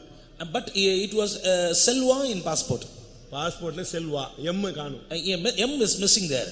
இதை எடுத்துட்டு போயிட்டு இன்னும் 3 மாசம் டைம் இருக்கு, எல்லாத்தையும் கிளியர் பண்ணிட்டு திருப்பி ரிவர்ஸ் வான்னு சொன்னாங்க. And they told you have 3 more months time. ஒரு ஸ்பெல்லிங் ஒரு வார்த்தை கூடுனா குறைஞ்சாலே நீ வெளிநாட்டுக்கு போக முடியாது. உன் வாழ்க்கையில சத்தியத்துல ஒரு சின்ன சேஞ்ச் இருந்துச்சுன்னா பரலோகம் போக முடியாது. If there is a single word missing or increasing, you cannot go to a foreign country. Likewise, in your life, if the truth is missing, you cannot reach the heaven. காணக்கூடிய இந்த ராஜ்யத்துக்கு போகிறதுக்கு உன்னுடைய பெயர், உன்னுடைய அடையாளங்கள், உன்னுடைய சாயல், உன்னுடைய கண்ணின் கருவிழி, உன் கையினுடைய அடையாளங்கள் எல்லாம் சரியா இருக்கணும். காணக்கூடாத தேவனுடைய ராஜ்யத்துக்கு போகிறதுக்கு எவ்வளவு முக்கியம் என்பதை நீங்கள் புரிந்து கொள்ள வேண்டும். If you want to travel to a kingdom which you can see with your eyes, and they are checking everything, your name, your likeness and your signs and so on. If it be so, if you want to reach the kingdom of God which you cannot see with your eyes, how much more you must be correct. சரியான சத்தியத்தை நீங்க புரிஞ்சுக்கணும். You need to understand the right truth. ஞானஸ்நானம்னா என்ன? What is baptism? தண்ணில முக்கி விடுறதா? Is it just immersing in water? அது எல்லா சபையிலும் முக்கி விடுறான். In every church they are doing that. ஞானஸ்நானம் சரியாக இருக்குமானால், if your baptism is right, நான் ஒரு ஆள்கிட்ட ஒரு குறிக்கப்பட்டவர்களுக்கு ஞானஸ்நான ஸ்டடி கொடுக்க சொன்னாங்க. And to a particular person I was asked to give the study on water baptism. ரொம்ப இன்ட்ரஸ்டா நான் பேசுற ஸ்டடியை கேட்டுட்டு இருந்துச்சுங்க ஞானஸ்நானம் எடுக்க போற டீம் எல்லாம். And that particular team who was going to be baptized, they were keenly listening to the sermon. நல்ல சூடு பிடிச்சு போகும்போது சொன்னேன், இன்னைக்கு உங்களுக்கு அவ்வளவு பேருக்கு அடக்காராதனை. And when it was going to the peak, I told today you are going to be buried. எல்லாம் பயந்து போச்சு, இன்னைக்கு என்ன அடக்காராதனையா? And everybody were afraid. Funeral service. அடக்காராதனை. And it is funeral service. ஞானஸ்நானங்கிறது ஒரு தேவனுடைய பிள்ளை அன்னைக்கு பாவத்துக்கு மரிக்கிறான். And baptism means the child of God is dying for a sin that day. அந்த எத்தியோப்பியன் அன்றைக்கு பாவத்துக்கு மரித்தான். And that Ethiopian died for sin that day. கொலோசியர் 2:12 பார்க்கும் பொழுது, when we see in Colossians chapter 2 verse 2, ரோமர் 6 அதிகாரம் 3-4 வசனங்களை பார்க்கும் பொழுது, Romans chapter 6 verses 3 and 4, அவர் ஞானஸ்நானம் எடுத்த அத்தனை பேரும் அவரோடு கூட அடக்கம் பண்ணப்படுகிறார்கள். everybody who are baptized are buried together with him. கலாத்தியர் 3:27 பார்க்கும் பொழுது, Galatians chapter 3 verse 27, ஞானஸ்நானம் எடுத்த ஒவ்வொருவரும் கிறிஸ்துவை தரித்துக் கொள்கிறீர்கள். and everybody who are baptized they put on Christ Jesus. சரியான ஞானஸ்நானம் எடுத்தால், if you receive the right baptism, நீங்கள் ஒரே சரீரமாக மாற்றப்படுகிறீர்கள். you will be changed into one body. 1 கொரிந்தியர் 12:13 பார்க்கும் பொழுது, when you see 1 Corinthians chapter 12 verse 13, ஒரே சரீரமாக நீங்கள் ஞானஸ்நானத்திலே மாற்றப்படுகிறீர்கள். and through baptism you are changed into one body. அது மாத்திரமல்ல, not only that, அப்போஸ்தலர் 22:16 பார்க்கும் பொழுது, Acts of the Apostles chapter 22 verse 16, சரியான ஞானஸ்நானம் எடுத்து கரையேறினால் நீ பாவங்கள் போக கழுவப்படுவாய். if you receive the right baptism and if you come out of the water, you will be washed away from your sin. அப்போஸ்தலர் 13:24 படி பார்க்கும் பொழுது, according to Acts of the Apostles chapter 13 verse 24, நீ மனம் திரும்புதலுக்கு ஏற்ற ஞானஸ்நானத்தை எடுக்க வேண்டும். you need to receive the baptism unto the repentance. அப்போஸ்தலர் 2:38 பார்க்கும் பொழுது, Acts of the Apostles chapter 2 verse 38, நீ பாவ மன்னிப்புக்கு என்று ஞானஸ்நானம் எடுக்க வேண்டும். you need to receive the baptism for the forgiveness of your sin. அப்போஸ்தலர் 2:41 பார்க்கும் பொழுது, Acts of the Apostles chapter 2 verse 41, தேவனுடைய வார்த்தையை ஏற்றுக்கொண்டு நீ ஞானஸ்நானம் எடுக்க வேண்டும். you need to gladly receive the word of God and then you should be baptized. அப்போஸ்தலர் 8:12 பார்க்கும் பொழுது, Acts of the Apostles chapter 8 verse 12, நீ இயேசுவை தேவகுமாரன் என்று விசுவாசித்து நீ ஞானஸ்நானம் எடுக்க வேண்டும். you need to believe Jesus as a son of God and then you should be baptized. விசுவாசம் உள்ளவனாகி ஞானஸ்நானம் பெற்றவன் ரட்சிக்கப்படுவான். and he that is baptized after faith, he will be saved. நீங்கள் எந்த ஞானஸ்நானம் பெற்றீர்கள்? which baptism you have received? இயேசு அப்போஸ்தலனாகிய பவுல் ஊழியத்தின் நாட்களிலே பார்க்கும் பொழுது, during the days of Paul's ministry, அப்போஸ்தலர் 19 அதிகாரம் 2 வசனத்தில் பார்க்கிறோம், Acts of the Apostles chapter 19 and verse 2, எபேசுவில் உள்ள ஒரு சபையை விசிட் பண்றாரு. and he visited a church in Ephesus, அந்த சபையில अनेक ஜனங்கள் உட்கார்ந்து வர்ஷிப் பண்ணிட்டு இருக்காங்க. and many are worshiping God there. Guy தட்டறாங்க, they clapping their hands, பாட்டு பாடுறாங்க, they singing songs, எமோஷன் ஆகுறாங்க, and they are getting emotion. ஆனா ஒருத்தருக்கும் அபிஷேகம் இல்ல. but nobody are having anointing. கையாட்றான், காலாட்றான், என்னெல்லாமோ பண்றான், ஆனா ஒண்ணுமே நடக்கல. ஹல்லேலூயா ஆமென் ஆமென் ஒரு டிசைன் எல்லாம் பண்றானே தவிர அபிஷேகம் இல்ல. they are shaking their hands, they are shaking their legs, and they are telling many things, but no anointing is there. அப்ப அவன் கேட்டான் 2ஆம் வசனத்துல, நீங்கள் விசுவாசிகள் ஆன பொழுது பரிசுத்த ஆவியை பெற்றீர்களா? and then Paul asked unto them, have you received the Holy Ghost since ye believed? அப்ப அவங்க சொன்னாங்க, நாங்க பரிசுத்த ஆவினா என்னன்னே தெரியாது. and they replied, we have not heard about the Holy Spirit. அப்பதான் அவன் கேட்டான், நீங்க எந்த ஞானஸ்நானம் எடுத்தீர்கள்? and then he said unto them, what baptism you have received. ஞானஸ்நானம் சரியா இருந்தாதான் உனக்கு வானம் திறக்கும். நான் அந்த சப்ஜெக்ட்டுக்கு பின்னால வர்றேன். Only if you receive the right baptism the heaven will be opened. I will come to this matter after that. கர்த்தருடைய பரிசுத்த நாமத்துக்கு மகிமை உண்டாவதாக. Glory be to the holy name of the Lord. அருமையான தேவனுடைய பிள்ளையே, இந்த வசனத்துல பலவிதமான சத்தியங்களை பலரும் பேசுகிறபடினால நீ ஒரு குருடனை போல தடுமாறி கொண்டிருக்கிறாய். Beloved people of God, because many are speaking many things about baptism, you are struggling as if a blind man will do. எந்த சத்தியத்துக்கு கீழ்ப்படியணும்னு உனக்கு புரிய மாட்டேங்குது. And you cannot understand to which truth you need to obey. அப்போஸ்தலர் 9 அதிகாரம் 18 வசனத்தை பார்க்கும் பொழுது, When we see Acts of the Apostles chapter 9 and verse 18, நீ சரியான பார்வை அடைந்து ஞானஸ்நானம் எடு. you receive the proper sight and then be baptized. சரியான ஞானஸ்நானம் நீ எடுக்க வேண்டும். You need to receive the right baptism. கர்த்தருடைய பரிசுத்த நாமத்துக்கு மகிமை உண்டாவதாக. Glory be to the holy name of the Lord. நீ பாவத்தை அறிக்கையிட்டு உள்ளே இறங்குற. And confessing your sins, you are getting down. ஓ ஞானஸ்நானம் நீ சரியா எடுத்துட்டு நீ கரையேறினாதான் பாவம் உன்னை விட்டு போகும். Only if you receive the right baptism and then when you come up, then your sins will leave you. இல்லனா எத்தியோப்பியனா வீட்டுக்கு போவா. Otherwise Ethiopian will return back as Ethiopian only. பாவியாகவே வீட்டுக்கு போவா. Sinner will return back as sinner only. தோல்வி உள்ளவன் தோல்வியாகவே போய் கொண்டிருப்பான். Defeated will return back defeated only. நீ எந்த பாவத்தை அறிக்கையிட்டையோ அதிலிருந்து நீ கரையேற வேண்டும். You need to come out of the sins which are pursuing you. எந்த தோல்வியை நீ அறிக்கையிட்டையோ அதிலிருந்து நீ கரையேற வேண்டும். Which failure you have confessed, you need to come out of it. எந்த வல்லமையில பிடிபட்டிருக்கிறியோ அதை விட்டு நீ கரையேற வேண்டும். And to which thing we got entangled, you need to come out of that. ரெண்டு பேரும் இறங்கினார்கள். Two entered in. ஒரு ரெண்டு பேரும் கரையேறும் பொழுது When two are coming out, ஒருவன் மறைந்து போய் விடுகிறான், ஒருவன் சந்தோஷத்தோட வீட்டுக்கு போனான். one is disappearing, the other one is going on his way rejoicing. அருமையான தேவனுடைய ஜனமே, Beloved people of God, பாவத்தை விட்டு கரையேறும்படியாக இந்த இரண்டாம் நாள் உன்னை அழைக்கிறது. second day is inviting you that you come out of the sin in your life. விக்கிரகத்தை விட்டு நீ கரையேறு. Come out of the idols. சர்ப்பத்தின் பிடியை விட்டு நீ கரையேறு. Come out of the clutches of serpent. தோல்வியை விட்டு நீ கரையேறு. Come out of your defeats. வியாதியை விட்டு நீ கரையேறு. Come out of your sickness. தரித்திரத்தை விட்டு கரையேறு. Come out of all your blindness. பிரிவினையை விட்டு நீ கரையேறு. Come out of your darkness. உன்னுடைய அங்கலாய்ப்பில் இருந்து நீ கரையேறு. Come out of your anguishing. பழைய நிலவரத்திலேயே நீ இருந்து விடாதே. Do not be in your old state. நீ எங்க இருந்தாலும் தேவனுடைய வார்த்தை உன்னை நோக்கி தான் வந்து கொண்டிருக்கிறது. Wherever you may be, the word of God is coming in search of you. நீதான் அந்த Ethiopian. You are that Ethiopian. உன்னை தான் கர்த்தர் இந்த தொழுதுக்கு வந்திருக்க உன்னை தான் அவர் சந்திக்க விரும்புகிறார். God wants to touch you and meet you. எத்தனை வருஷம் நீ அதே பாவத்தில் உட்கார்ந்து இருக்க போகிறாய்? How many years you are going to be seated in your sin? எத்தனை வருஷம் நீ சத்தியத்துக்கு கீழ்ப்படியாமல் கரையேறாமல் இருக்க போகிறாய்? How many years you are going to be there without obeying the truth? ஒன்றை நீங்கள் புரிந்து கொள்ள வேண்டும். One thing you need to understand. நீங்கள் சரியான விதத்தில் ஞானஸ்நானம் எடுக்காட்டா, if you have not received the right baptism, அந்த அனுபவம் உங்களுக்கு சரியா கிடைக்கலனா, if you have not received the baptism in the right way, அந்த பழைய அனுபவம் அப்படியே ஃபாலோ ஆகும். the old experience will follow you. நான் அதுக்கு ஒரு வசனத்தை உங்களுக்கு சொல்ல விரும்புகிறேன். I want to give you a verse for that. யாத்திராகமம் 14ஆம் அதிகாரத்தை நாம் பார்க்கும் பொழுது, when we see Exodus chapter 14, இஸ்ரவேல் ஜனங்கள் அங்கே இஸ்ரவேல் ஜனங்கள் எகிப்திலே அடிமைகளாக கிடக்கிறார்கள். and the people of Israel were a slave in Egypt. 400 வருட அடிமைத்தனம். 400 years slavery. அந்த ஜனம் சீரழிந்து போய் விட்டது. And the people got destroyed. நம்பிக்கையை இழந்து போய் விட்டது. They lost their hope. நிச்சயம் இல்லாமல் போய் விட்டார்கள். God lost their assurance. இனி தலைமுறையாக நம்முடைய வாழ்க்கை இப்படித்தான் இருக்கும் என்று அவர்களே தீர்மானித்துக் கொண்டார்கள். They themselves decided our life will be like this for generations together. ஆனால் கர்த்தர் விடவில்லை. But God did not leave. தேவன் அவர்களை நினைத்தருளினார். God remembered அவருடைய கூக்குரலின் சத்தத்தை கேட்டார். He heard their crying. அவர் இறங்கி வந்து அந்த அடிமைத்தனத்திலிருந்து அவர்களை வெளியே இழுக்கிறார். And the Lord came down and plucking them out of the bondage. இப்ப வெளியே வரும்போது when they are coming up மறுபடியும் அந்த போராட்டங்கள் அவர்களுக்கு இருக்கிறது. again they have their striving. அருமையான தேவனுடைய பிள்ளையே கவனியுங்கள். Beloved people of God, listen. நீங்கள் பாவத்தை விட்டு வெளியே வரலாம். You may have come down to the sin. பாவம் வேண்டாம் நீங்க ஓடி வரலாம். You may come running out of the sin. Don't want that. வாழ்க்கையே வேண்டாம் என்ற ஒரு முடிவுக்கு வரலாம். You may have come to a point, I don't want this sin life. அது நீ எடுக்கிற முடிவு. But that is your decision. பாவம் வேண்டாம். I don't want sin. இனி பாவம் செய்ய கூடாது.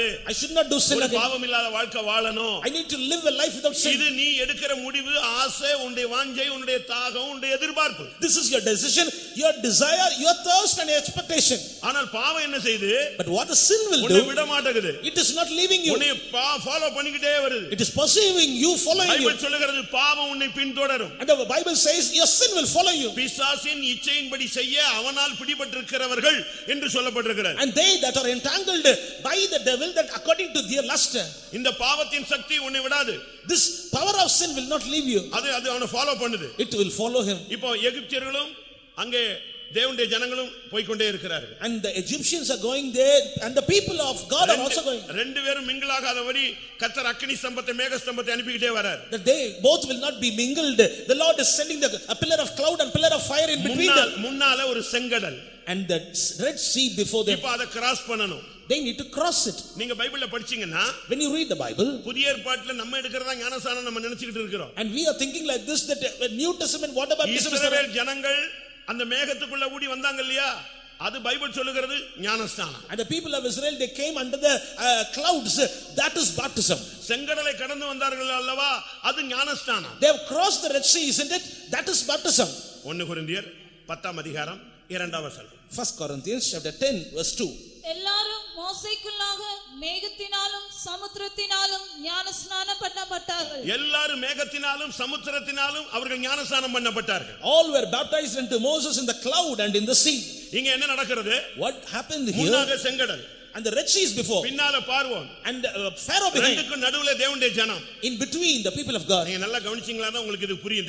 தேவன் என்ன சொல்ல வருகிறார். Only if you listen carefully you will be understand what God wants to speak to you. இப்போ கர்த்தர் சொல்கிறாரு, now the Lord says, உன் கோலை செங்கடலுக்கு நேராக நீட்டு. you should have to stretch for the rod towards sea. அப்படியே செங்கடல் ரெண்டாக பிளக்கிறது. And the Red Sea is divided into two. இந்த ஜனங்கள் அனைவரும் இறங்கி விடுகிறார்கள். And all people are coming down into the sea. எல்லாம் போயிட்டே இருக்காங்க. Everybody are going. கால் பகுதி தாண்டியாச்சு. And a quarter portion filled. பாதி பகுதி தாண்டியாச்சு. And half portion traveled. முக்கால் பகுதி தாண்டியாச்சு. And the 3/4 traveled. இப்போ பாத்தீங்கன்னா பார்வோனுடைய சேனை உள்ள இறங்குது. Now you see the Pharaoh's host is coming behind her. அந்த சேனை உள்ள வருது. And that host is also coming behind. வேதம் என்ன சொல்லுது தெரியுமா? Do you know what the scripture says? அவர்கள் கரை ஏறினாதான் செங்கடலை மூட முடியும். Only if they go to the other shore, Hallelujah, Red Sea can be closed. அந்த ஜனம் கரையேற வரைக்கும் கர்த்தர் அப்படியே வெயிட் பண்ணிட்டே இருக்கிறார். And the Lord is waiting for the people of God to go to the other shore. பார்வோனுடைய ரதம் உள்ள வருது. And the chariots of Pharaoh coming. அவருடைய சேனை உள்ள வருது. His host is coming. சும்மா ஹை ஸ்பீட்ல வந்துட்டே இருக்கறான். With high speed they are following. இன்னும் கொஞ்ச நேரம் விட்டா இங்க வந்துருவான். And if something is delayed, இவங்கள பிடிச்சிடுவான். he will catch them. ஜனம்லாம் கத்துது. And all the people are crying. அலறிட்டு போறான். And they are shouting. ஆனா பைபிள் என்ன சொல்லுகிறது? Do you know what the Bible says? ஆண்டவர் வெயிட் பண்ணிட்டே இருக்கிறார். And the Lord is waiting. அந்த கடைசி நபர் கரையேறு வரை தேவன் வெயிட் பண்ணார். Till the last people of Israel may go up to the other shore, the Lord is waiting. அந்த லாஸ்ட் நபர் கரையேறினா செங்கடலை மூடிட்டார். The last person when ஹalleluya, நீ கரை ஏறினால் உன்னுடைய சத்துருவுக்கு இன்றைக்கு ஒரு முடிவு. If you go up to the other shore, your enemy will have an end. உன்னை தொடருகிற வல்லமை இன்றைக்கு ஒரு முடிவை சந்திக்கத்தான் வேண்டும். The power that is pursuing you should have to meet an end today. நீ சரியான ஞானஸ்நானம் எடுத்து பாரு. And receive the right baptism. சரியா சத்தியத்துக்கு கீழ்ப்படிஞ்சு பாரு. And obey to the baptism in the right way. உன் சத்துருவை நீ காண மாட்டாய். You will never see your enemy again. ஆண்டவர் என்ன சொன்னாரு? What the Lord said? இன்றைக்கு காண்கிற எகிப்தியரை இனிமே ஒருபோதும் இந்த வார்த்தையை இந்த புது வருஷத்துல கிடைச்சவங்க எல்லாம் பாருங்க, எல்லாம் பைபிள்ல 15 வசனத்தை வாங்கி வச்சுட்டு உட்கார்ந்து. And this year about 15 promises you have received and you are keeping it in your Bible. புதன்கிழமை நைட் நான் ஒரு வீட்டுக்கு போனேன். And Wednesday night I visited a house. அந்த வீட்ல நம்ம விசுவாசி அவங்க தம்பி எதுக்கோ உள்ள வந்துட்டான். And our believer there, but his brother came inside. அவங்க தம்பி உள்ள வந்தான். And his brother சரி அவனை உட்கார வச்சு பேசணும். And we were speaking together with him. அப்படி பேசிட்டே இருக்கும்போது இவனுக்கு நாங்க வாக்குத்தத்தம் வாங்கி கொடுத்தோம் அப்படினு சொன்னான். And when we were speaking and they told unto our brother also we have received a promise from you. சர்ச்சில எல்லாருக்கும் promise கார்டு கொடுக்கும்போது நீங்க என்ன கேப்பீங்க? எங்க அம்மாவுக்கு, எங்க ஆட்டுக்குட்டிக்கு, எங்க தம்பிக்கு, கோழிக்கு எல்லாத்துக்கும் வாங்கிட்டு வந்துருவீங்க. And you will be also asking promises for all your housemates. அதே மாதிரி உங்க தம்பிக்கு வாங்கிட்டு வந்தாங்க. And likewise they have got இது உனக்குன்னு சொல்லி வாங்கிட்டு வந்து நீ வெச்சுக்கோன்னு சொன்னாங்க. And this is one thing I got for you. அவன் என்கிட்ட வந்து சொல்றான். And he told me, pastor இவங்க எனக்கு ஒரு கிளி ஜோசியம் வாங்கிட்டு வந்தாங்கன்னு சொன்னாங்க. And pastor they have brought an sorcery. அது ஒரு கிளி ஜோசியம் எனக்குன்னு ஒரு கார்டு கிளி ஜோசிய கார்டு வாங்கிட்டு வந்தாங்க. And they have got a divination for me. எனக்கு அதே வசனத்தை என்ன பரியாசம் பண்றான். And அவனே திருப்பி சொன்னா, but he replied, அது கிடைச்சி என் கையில கிடைச்சி 2 மணி நேரத்துல எனக்கு ஒரு மிராக்கிள் நடந்துச்சு. அந்த கார்டு வேலிட் ஆயிடுச்சு. And he told me, அந்த எம்டி கார்டு சும்மா ஒரு வசனம் அது எப்படி மாறிடுச்சு? வேலிட் உள்ள கார்டா மாறிடுச்சு. அற்புதம் நடந்துருச்சுன்னு சொல்றான். It has become a valid card.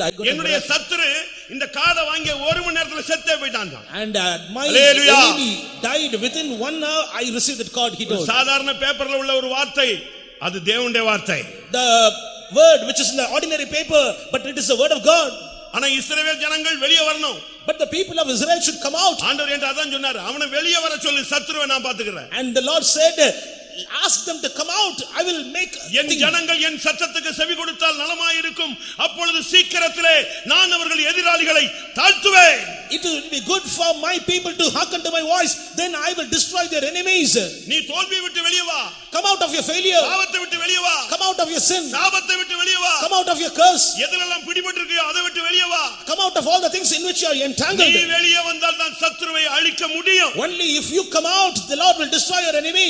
நீ பஸ்காவை புசித்திருக்கலாம். You may have eaten the Passover. இரத்தம் தெளிக்கப்பட்டிருக்கலாம். You may have the blood sprinkled. நீ உடனடியாக புறப்பட்டு வெளியே வந்திருக்கலாம். You may have come out at once. நீ செங்கடல் விட்டு வெளியே வா. Come out of the Red Sea, the Lord says. யாத்திராகமம் 14:30 பார்க்கும் பொழுது, when we see Exodus chapter 14 verse 30, இவ்விதமாய் கர்த்தர் அந்நாளிலே இஸ்ரவேலரை எகிப்தியரின் கைக்கு தப்புவித்து ரட்சித்தார். கடற்கரையிலே எகிப்தியர் செத்து கிடக்கிறதை இஸ்ரவேலர் கண்டார்கள். இவங்க வெளியே கால் வச்சாங்க, செங்கடலை மூடிட்டாரு. திரும்பி பார்த்தா அடுத்த நாள் காலையில் என்ன நடந்துச்சு? கடற்கரையில் யார் கிடந்தா? எல்லா எகிப்திய வல்லமைகளும் பிரேதங்களாக கிடந்தது. And they came out to the other shore. The next day they saw the Red Sea got closed and they saw the dead bodies of the Egyptians on the other shore. உனக்கு விரோதமான வல்லமைக்கு கர்த்தர் ஒரு முடிவு உண்டாக்கணும்னா அது உங்க கையில தான் இருக்கு. For God to put an end, put a full stop to your enemy, it is in your hands only. எனக்காக தேவன் யுத்தம் செய்யலன்னு சொல்லாத. கர்த்தர் சொல்றாரு, நீ செங்கடலை விட்டு வெளியே வா. The Lord is not fighting my battle. Do not complain, God. The Lord says unto you, come out of the Red Sea. நான் உனக்காக செங்கடலை பிளக்கிறது உண்மை. ஆனா நீ செங்கடலை விட்டு கரையேற வேண்டியது உன் தலையில் விழுந்த கடமை. It's true that I will divide Red Sea for you, but it is on your head the duty is set for you that you have to come out. நீ செங்கடல்ல இருக்கிற வரைக்கும் அவனை பார்த்துக்கிட்டே தான் இருக்கணும். As you are there in the Red Sea, he will be pursuing you. நீ செங்கடல்ல இருக்கிற வரைக்கும் அவன் பயம் காட்டிக்கிட்டே இருப்பான். As you are in the Red Sea, he will be threatening you. நீ செங்கடல்ல இருக்கிற வரைக்கும் அவன் சத்தம் கேட்கும். And as you are in the Red Sea, you will hear his voice. அவன் காட்சி கிடைக்கும். And you will see. அவனுடைய வேகத்தை நீ பயப்படுவாய். And you will fear out his word. கரையேறு. Come out. இன்றைக்கு கர்த்தர் அவனுக்கு ஒரு முடிவு உண்டாக்கட்டும். The Lord will put an end to him. அதனால தான் அதுக்கு தான் ஆண்டவர் சொன்னார், இன்று காண்கிற எகிப்தியனை இன்று கண்டிடும் இந்த தீயவனை இனிமேல் என்றும் காண்பதில்லை. இன்று கண்டிடும் இந்த தீயவனை இனிமேல் என்றும் காண்பதில்லை. தேவன் நீதி செய்யும் வேளை இதுவே, பயப்படாதே நாம் ஜெயம் கொள்ளுவோம். தேவன் நீதி செய்யும்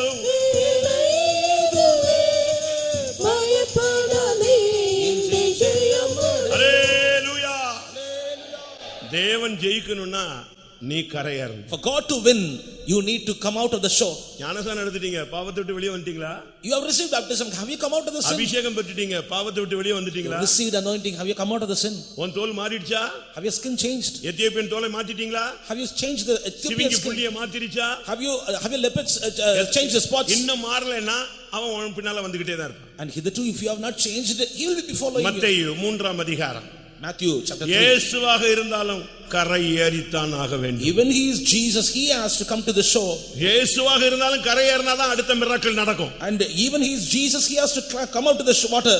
மத்தேயு 3:16. Matthew chapter 3 verse 16.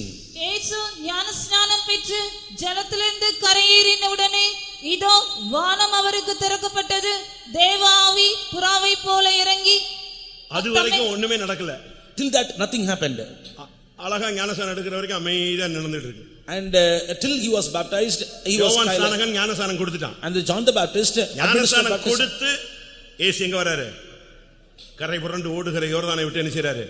அழகா வெளியே வராரு. And Jesus coming out straight way out of the water. கரை ஏறின உடனே வானம் திறந்துச்சு. As soon as he came out to the water, hallelujah, heavens were opened. வானத்தை திறக்கும்படியாக தேவன் இறங்கி வந்திருக்கிறார். The Lord has come here to open heavens for you. உன்னுடைய வாழ்க்கையிலே கர்த்தர் இன்றைக்கு பெரிய காரியங்களை செய்ய வேண்டுமானால், Tonight, கரை ஏறணும். for God to do great things in your life, you need to come out of the water. அவர் ஜலத்திலிருந்து கரை ஏறினார். He came straightway out of water. உலகத்தின் வல்லமைகளில் இருந்து நீ கரை ஏறு. Come out of all the powers of the world. இந்த உலகத்தின் வல்லமைகளில் இருந்து நீ கரை ஏறு. Come out of the powers of the world. அதை விட்டு அவர் கரை ஏறினார் பாருங்க, வானத்தை திறந்தார். He went out of the water, the heavens were opened. எனக்கு வானம் திறக்கணும்னு ஆசைப்படுறவங்க எத்தனை பேர்? How many of you desire heavens must be open for me?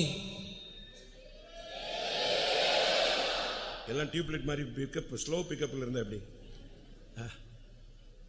உங்களுக்கு நான் இப்போ ஒரு क्वेश्चन கேக்குறேன். I'm going to ask a question to you. வானத்தின் பலகணிகளை திறந்து இடம் கொள்ளாமல் போக மட்டும் நான் உன்னை ஆசீர்வதிப்பேன். I will open the windows of heaven and I will bless you that you will be blessed abundantly. எத்தனை பேருக்கு இப்படி வானத்தின் பலகணியை திறக்கணும் ஆண்டவர் அப்படி நான் காத்து தவிச்சிட்டு கிடக்குறேன் அப்படின்னு சொல்றவங்க கை வைத்து ஒரு அல்லேலூயா சொல்லுங்க. அடுத்தது Nextly, அவர் தமது வானத்தின் கதவுகளை திறந்தார். and he opened his doors of heaven. வானத்தின் கதவை திறக்கணும்னு சொல்றவங்க கை வைத்துங்க. How many have desired for the doors of heaven to be opened for you? முதல்ல சொன்னது பலகணினா ஏதோ ஒரு சான்ஸ்கிரிட் வேர்டு நினைச்சுக்கிறாரு. அது பலகணினா ஜன்னல்.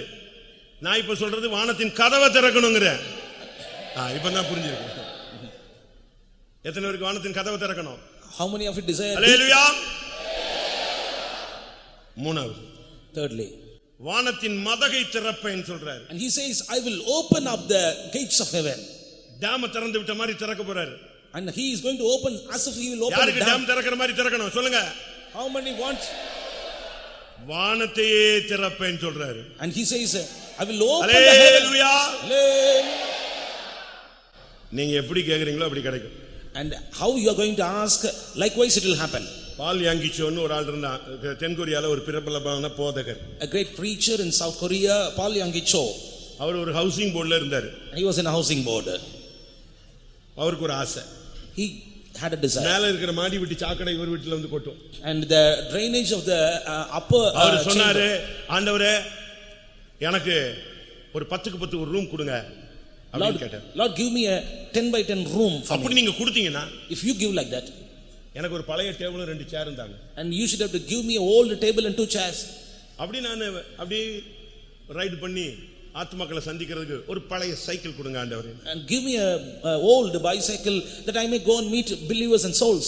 ரெண்டே நாள்ல ஒருத்தன் வந்து சொன்னா என் ரூம் சும்மா இருக்குன்னு எடுத்துக்கொண்டான். And within 2 days one person, ஏப்பா என் ஜெபம் கேட்கப்பட்டது. oh my prayer is அடுத்த answered. நாள் ஒருத்தன் வந்தா நான் வீட்டை காலி பண்ணிட்டு போறேன், உனக்கு ஒரு பழைய டேபிளும் 2 சேர் இருக்கு எடுத்துக்கன்னு சொல்லிட்டு போயிட்டான். And another person came and told, I'm going to make my house over. இன்னொருத்தன் வந்து சொன்னா நான் ஊரை விட்டே போறேன், ஒரு சைக்கிள் இருக்கு ஓட்டிக்கோன்னு சொல்லிட்டான். And another came and பயங்கர சந்தோஷம் இந்த ஆளுக்கு. and he was overjoyed. ஆனா நம்ம ஆளுங்களுக்குள்ள பிரச்சனை என்ன தெரியுமா?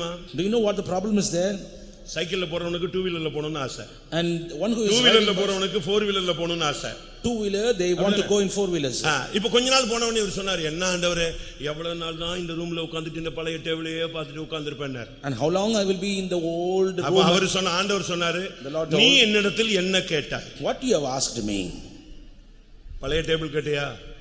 Have you asked the பழைய old சேர் கேட்டியா? Have you asked old chair? பழைய சைக்கிள் கேட்டியா? Have you asked for the old நீ cycle? கேட்டதை நான் உனக்கு கொடுத்தேன். I have given you what you have asked. இப்போ நீங்க ஜன்னலை திறக்க சொல்லி இருக்கீங்களா? கதவை திறக்க சொல்லி இருக்கீங்களா? Other doors? இல்ல மதகையை திறக்கணும்ங்கறீங்களா? Other இல்ல வானத்தையே கிழித்து இறங்கணும்னு சொல்றீங்களா? Otherwise to tear up heaven.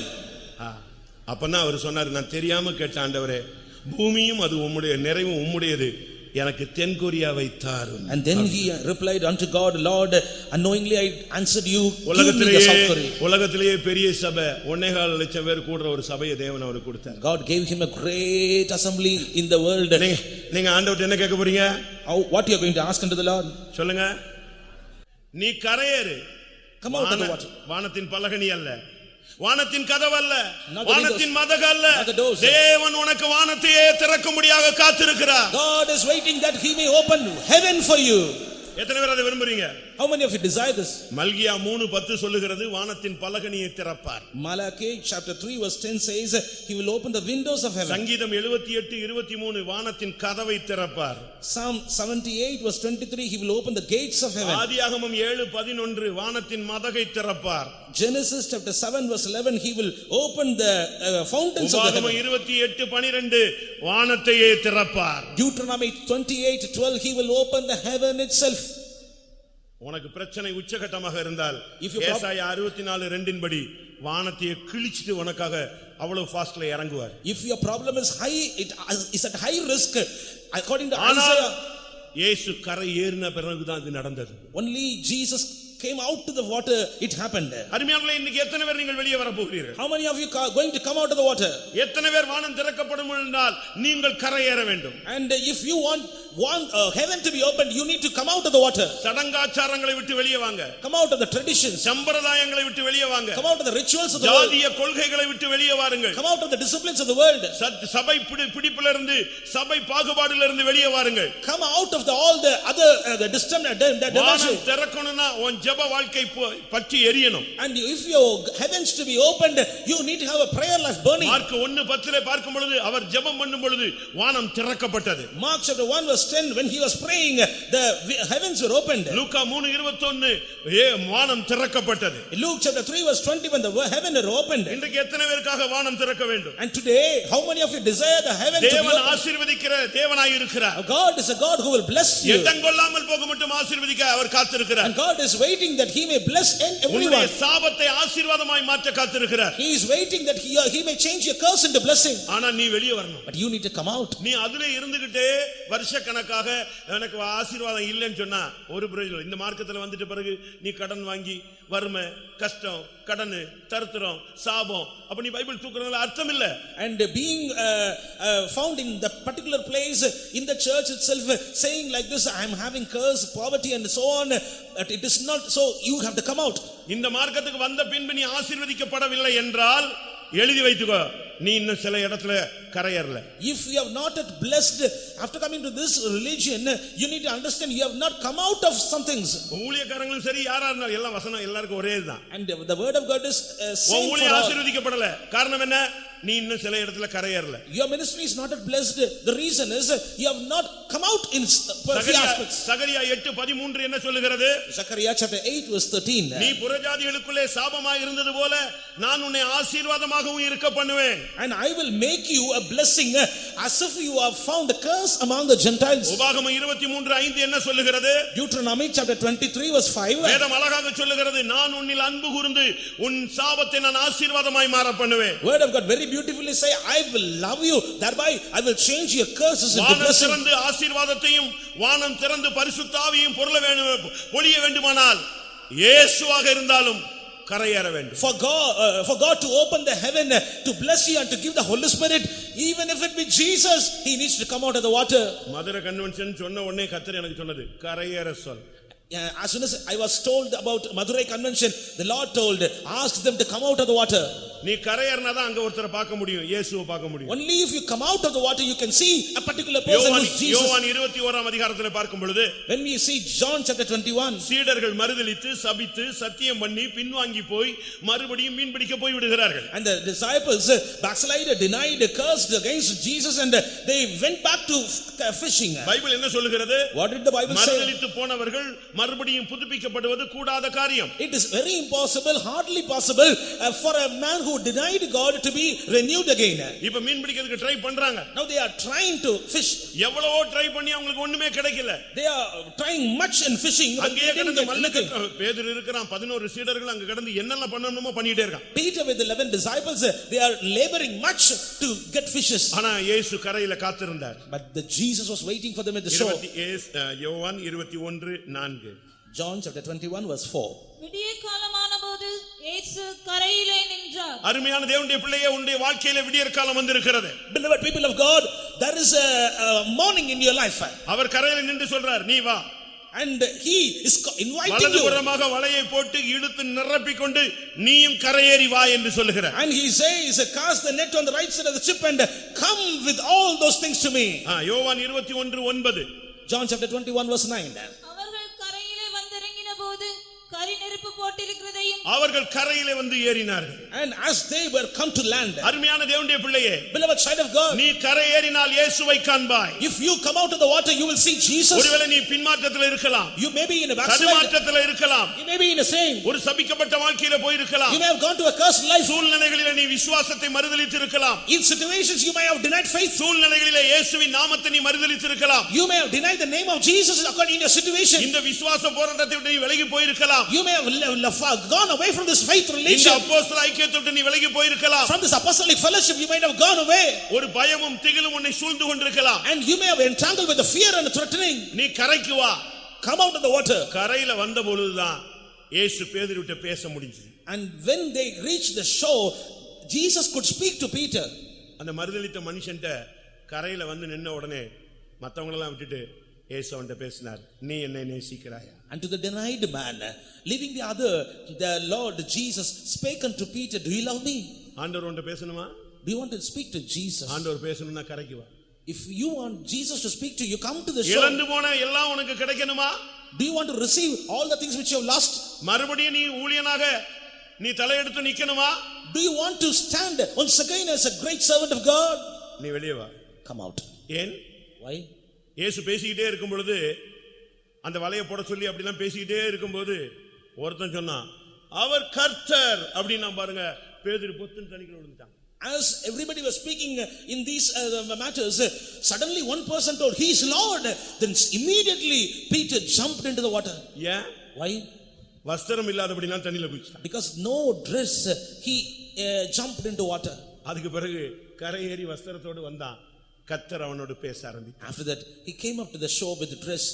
The Lord started to speak to him. இன்றைக்கு பின்மாற்றத்திலும் பலவிதமான சந்தர்ப்ப சூழ்நிலைகளிலே தடுமாறினவர்களும் பின்வாங்கினவர்களுக்கும் கர்த்தர் சொல்லுகிறார், நீ அந்த பின்மாற்றத்தை விட்டு கரையேறி வா, நான் மறுபடியும் என் ஊழியத்தை, நான் விட்டு போகிற ஊழியத்தை உன் கரங்களில் கொடுக்க வாஞ்சிக்கிறேன். The Lord is speaking to many who are backslidden. The Lord says, come out of your backsliding. I'm going to give the ministry once again to you, and I'm going to do things through you. நீ என்னை நேசிக்கிறாயா? Do you love me? இது ஊர்ல எத்தனையோ வாட்டி நீ கேட்ட கேள்வி. And many have. ஆனா இன்னைக்கு கர்த்தர் உன்கிட்ட கேக்குற கேள்வி, நீ என்னை நேசிக்கிறாயா? But today God is asking you this question unto you. நீங்க சரியான பதில் சொல்லிட்டு போங்க. Reply the right answer. நீ கரையேறி வந்தாதான் இந்த கேள்வி உன்கிட்ட கேட்கப்படும். Only if you come out of the water. நீ உள்ள இருக்கிற வரைக்கும் நீ நிர்வாணியா இருப்பா தண்ணிக்குள்ள. And you will be still you are in the water, you will be naked. இன்னைக்கு நீ வெளிய வா. Come out. ஒரு அருமையான ஒரு வஸ்திரத்தை உடுத்திக் கொண்டு வெளிய வா. A cloth with a good garment. ஆண்டவருக்கு முன்னால வந்து நில்லு. Come and stand before Jesus. கர்த்தர் சொல்றாரு, The Lord says, என் ஆடுகளையும் என் ஆட்டுக்குட்டிகளையும் நீ மேய்ப்பாயா? thou shall keep my lamb and sheep. அவரிடத்தில் அன்பு கூறுகிறவர்கள் வல்லமையோடு உதிக்கிற சூரியனை போல பிரகாசிப்பார்கள். They that love him will shine forth like a bright sun. எத்தனை பேர் ஆண்டவரை மறுபடியும் இந்த இரண்டாம் கூட்டத்தின் மூலமாக நேசிக்க விரும்புகிறீர்கள்? How many of you through the second day meeting you want to love Jesus again? வேற அன்புல சிக்கிக் கொண்டிருக்கிற அருமையான நண்பனே, அருமையான விசுவாசியே, அருமையான ஊழியர்களே, அருமையான தேவனுடைய ஜனமே, வேறு மாமிசீக அன்பிலும் உலக அன்பிலும் பாவத்தின் அன்பிலும் சிக்கிக் கொண்டிருக்கிற நீ அதை விட்டு கரையேறு. இயேசு என்னை நேசிக்கிறாயா என்கிற கேள்வியோடு இங்கே உலாவிக் கொண்டிருக்கிறார். Oh beloved friend, beloved servant of God, beloved believer, you may be entangled in a strange love, carnal love, you may be in a fleshy love. The Lord is asking unto you, do you love me? He wants to take you to his love. நீ அவரிடத்தில் அன்பு கூர்ந்தா, If you love him, தேவன் அறியாம உனக்கு ஒண்ணுமே நடக்காது. nothing will happen to you without the அவரிடத்தில் knowledge of அன்பு God. கூறுகிறவர்களுக்கு சகலமும் நன்மைக்கு ஏதுவாய் நடக்கிறது. And everything is happening good to them that love him. நீ கரையேறி வா. Come out of the water. கர்த்தர் உன்னோடு பேச விரும்புகிறார். Lord wants to speak to you. நீ இழந்து போனதை மறுபடியும் உனக்கு தர விரும்புகிறார். Lord wants to restore what you have lost. யோசுவா 4ஆம் அதிகாரத்தை நாம் பார்க்கும் பொழுது, When we see Joshua chapter 4, இப்ப கானானுக்குள்ள அடி எடுத்து வைக்க வேண்டிய ஒரு time. this is the time they want to step into the Canaan. ஆண்டவருக்கு வனாந்தரத்துல வழிகள் உண்டு. And God has ways in wilderness. ஆகாயத்தில் அவருக்கு வழிகள் உண்டு. He has ways in the sky. நடுக்கடலிலே அவருக்கு வழிகள் உண்டு. In the mid sea he had ways. கன்மலையிலே அவருக்கு வழிகள் உண்டு. In the rock he has ways. செங்கடலிலே அவருக்கு வழிகள் உண்டு. In the Red Sea he has ways. யோர்தானிலும் அவருக்கு வழிகள் உண்டு. Even in Jordan he has ways. நீ இப்ப வாழ்க்கையில எந்த நிலவரத்துல நிர்பந்தமான நிலவரத்துல இருந்தாலும் இந்த இரண்டாம் கூட்டத்துக்கு வந்திருக்கிற உனக்கு ஒரு வழியை தேவன் திறக்க போகிறார். In whatever wretched state you may be, the Lord is going to open a way for you in this second day meeting. இந்த யோர்தான் தான் இப்ப கடைசியா உங்களுக்கு முன்னால் நிக்கிற ஒரு போராட்டம். And the Jordan is the last problem in their life இப்ப journey. இந்த யோர்தானை எப்படி தாண்டறது? How they can overcome this Jordan? ஆண்டவர் சொன்னாரு, The Lord said, ஆசாரியர்களை பார்த்து சொன்னாரு, and to priests the Lord said, உடன்படிக்கை பெட்டியோடு தண்ணியில இறங்கு. and go into the water with the ark. நீங்க கரை இறங்கு, தண்ணிக்குள்ள இறங்குங்க. And get down into the water. என் ஜனத்தை எல்லாம் நான் யோர்தானை விட்டு கரையேற வைப்பேன். I will make my people to pass over Jordan. அருமையான ஒரு வார்த்தை. A beautiful word. யோசுவா 4ஆம் அதிகாரம். Joshua chapter 4. அந்த ஜனமெல்லாம் கரையேறின பின்புதான் ஆசாரியர்கள் கரையேறினார். After all the people crossed the Jordan, these priests went up. 4ஆம் அதிகாரம், யோசுவா 4ஆம் அதிகாரம் 16. Joshua chapter 4 verse 16.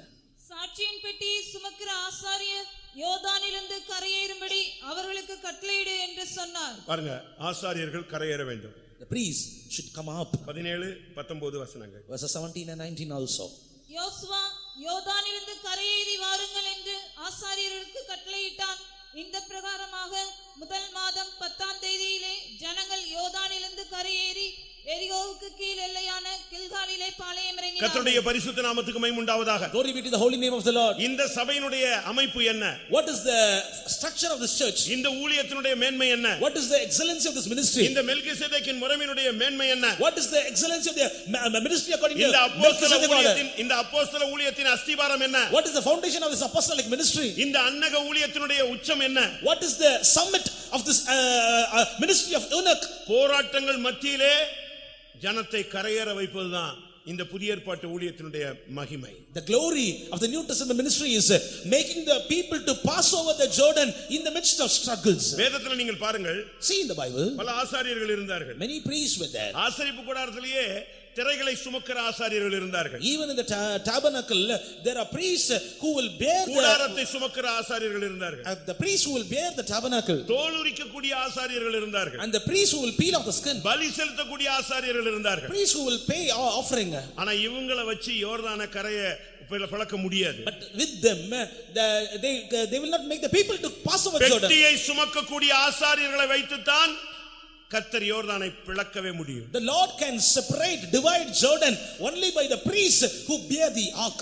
இவங்க நிக்கிற வரைக்கும் யோர்தான் பிளந்து நிக்கும். And they stand in the water, the Jordan will be divided into two. ஜனங்கள் கரையேறு வரைக்கும் இவங்க தண்ணிக்குள்ள நின்னாங்க. Until the people pass over, they stood in the water. இந்த ஜனத்துக்காக ஜீவனை கொடுக்கிறவர்கள். And they are the one who give life இந்த for this ஜனத்துக்காக people. உபவாசம் எடுக்கிறவர்கள். And they will fast for this people. இந்த ஜனத்துக்காக 4 மணிக்கு எழும்பி கதறிக் கொண்டிருக்கிறவர்கள். They are crying unto the Lord, rising up early in the morning. இந்த ஜனத்துடைய சுக துக்கங்களிலே கலந்து கொள்ளுகிறவர்கள். And they will be mingling together with the happiness and sad of இந்த their life. ஜனத்துக்காக போதிக்கிறவர்கள். And they will be preaching the doctrine. இந்த ஜனத்துக்காக They உபவாசிக்கிறவர்கள். will be fasting for the people. இந்த ஜனத்துக்காகவே அர்ப்பணித்தவர்கள். They have surrendered themselves totally for this people. இவர்கள் தண்ணீருக்குள்ள நிக்கிற வரை தேவ ஜனம் கரையேறி கொண்டே இருக்கும். Still they are standing in this water. The people of God will be crossing over. இவர்கள் நின்று கொண்டிருக்கிற வரை யோர்தான் பிளந்து கொண்டுதான் இருக்கும். Still they are standing in the water. Jordan will be divided. அருமையான தேவனுடைய ஜனமே, Beloved people of God, இந்த ஐக்கியத்தினுடைய மேன்மை உன்னை கரையேற வைக்கக்கூடிய மேன்மை. excellency of this fellowship is making you to come out of the water. 2000 அடி தூரத்துக்கு கர்த்தர் யோர்தானை பிளக்க வைத்தார். And in the 2000 feet yard, the Lord made the Jordan to be divided.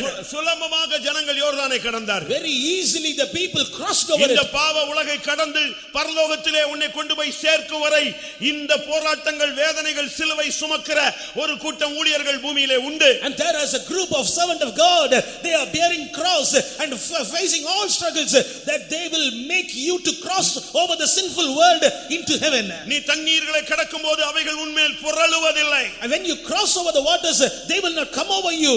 ஏன்? Why? ஒரு கூட்டம் ஆசாரியர்கள் உனக்காக பெட்டியோடு யோர்தானுக்குள்ளே நின்று கொண்டிருக்கிறார்கள். A group of priests bearing the ark, they are standing in the waters for you, உன்னுடைய சாபத்தை ஏற்றுக்கொண்டு, bearing your curse, உன்னுடைய பாவத்தை ஏற்றுக்கொண்டு, bearing your sin, உன்னுடைய அக்கிரமத்தை ஏற்றுக்கொண்டு, bearing your உன்னுடைய iniquities, வியாதி பலவீனங்களுக்காக, and for all your sufferings, உன்னுடைய போராட்டங்களுக்காக, for your உன்னுடைய affliction, துக்கங்களுக்காக for your ஒரு grief. கூட்டம் ஆசாரியர்கள் பெட்டியை தூக்கி கொண்டிருக்கிற காலம் இதுதான். This is the time in which group of priests bearing ark for you.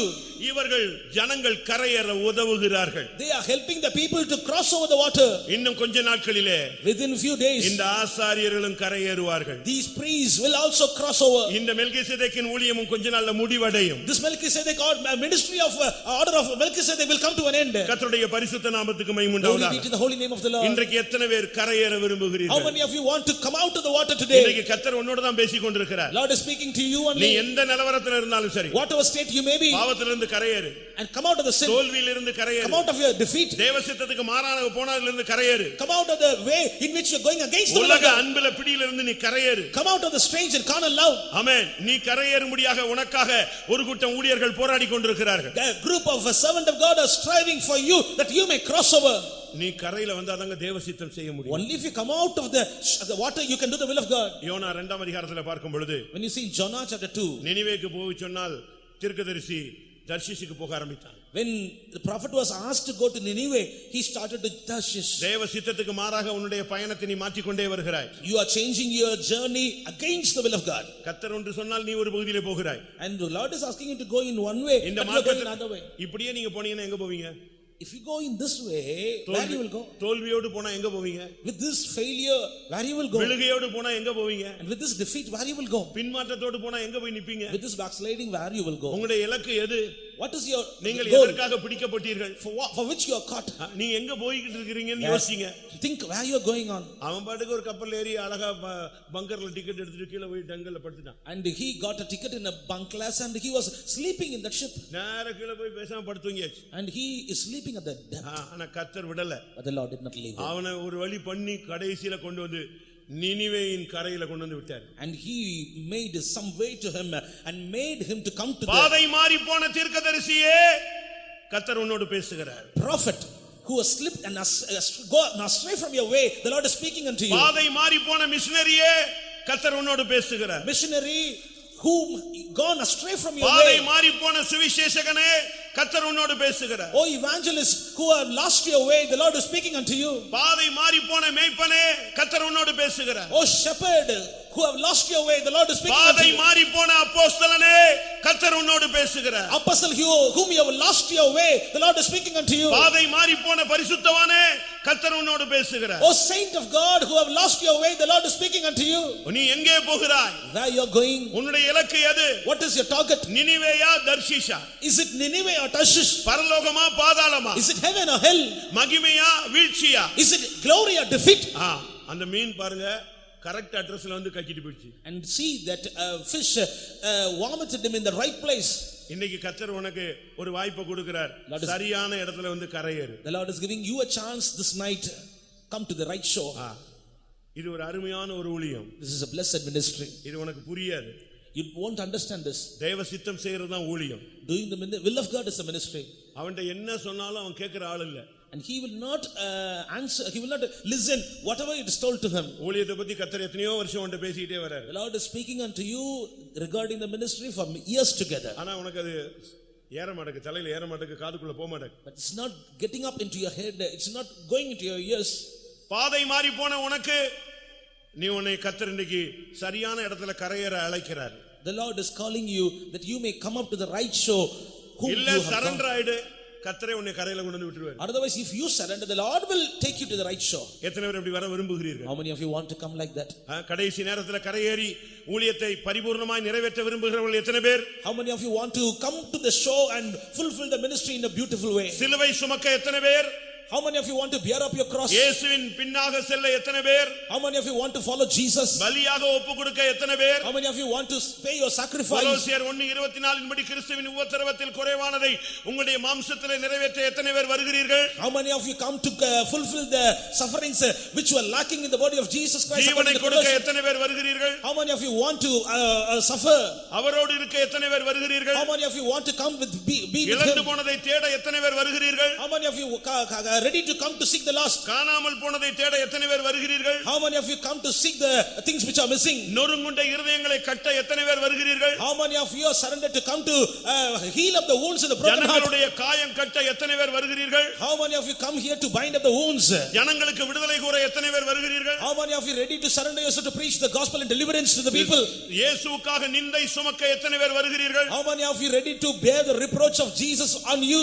சபைக்காக ஜனத்துக்காக திறப்பில் நிற்க எத்தனை பேர் வருகிறீர்கள்? How many of you are ready to stand in the breach for the church? எத்தனை பேர் இப்படி வராமல் ஓடிக்கொண்டிருக்கிறீர்கள்? How many of you are running not coming?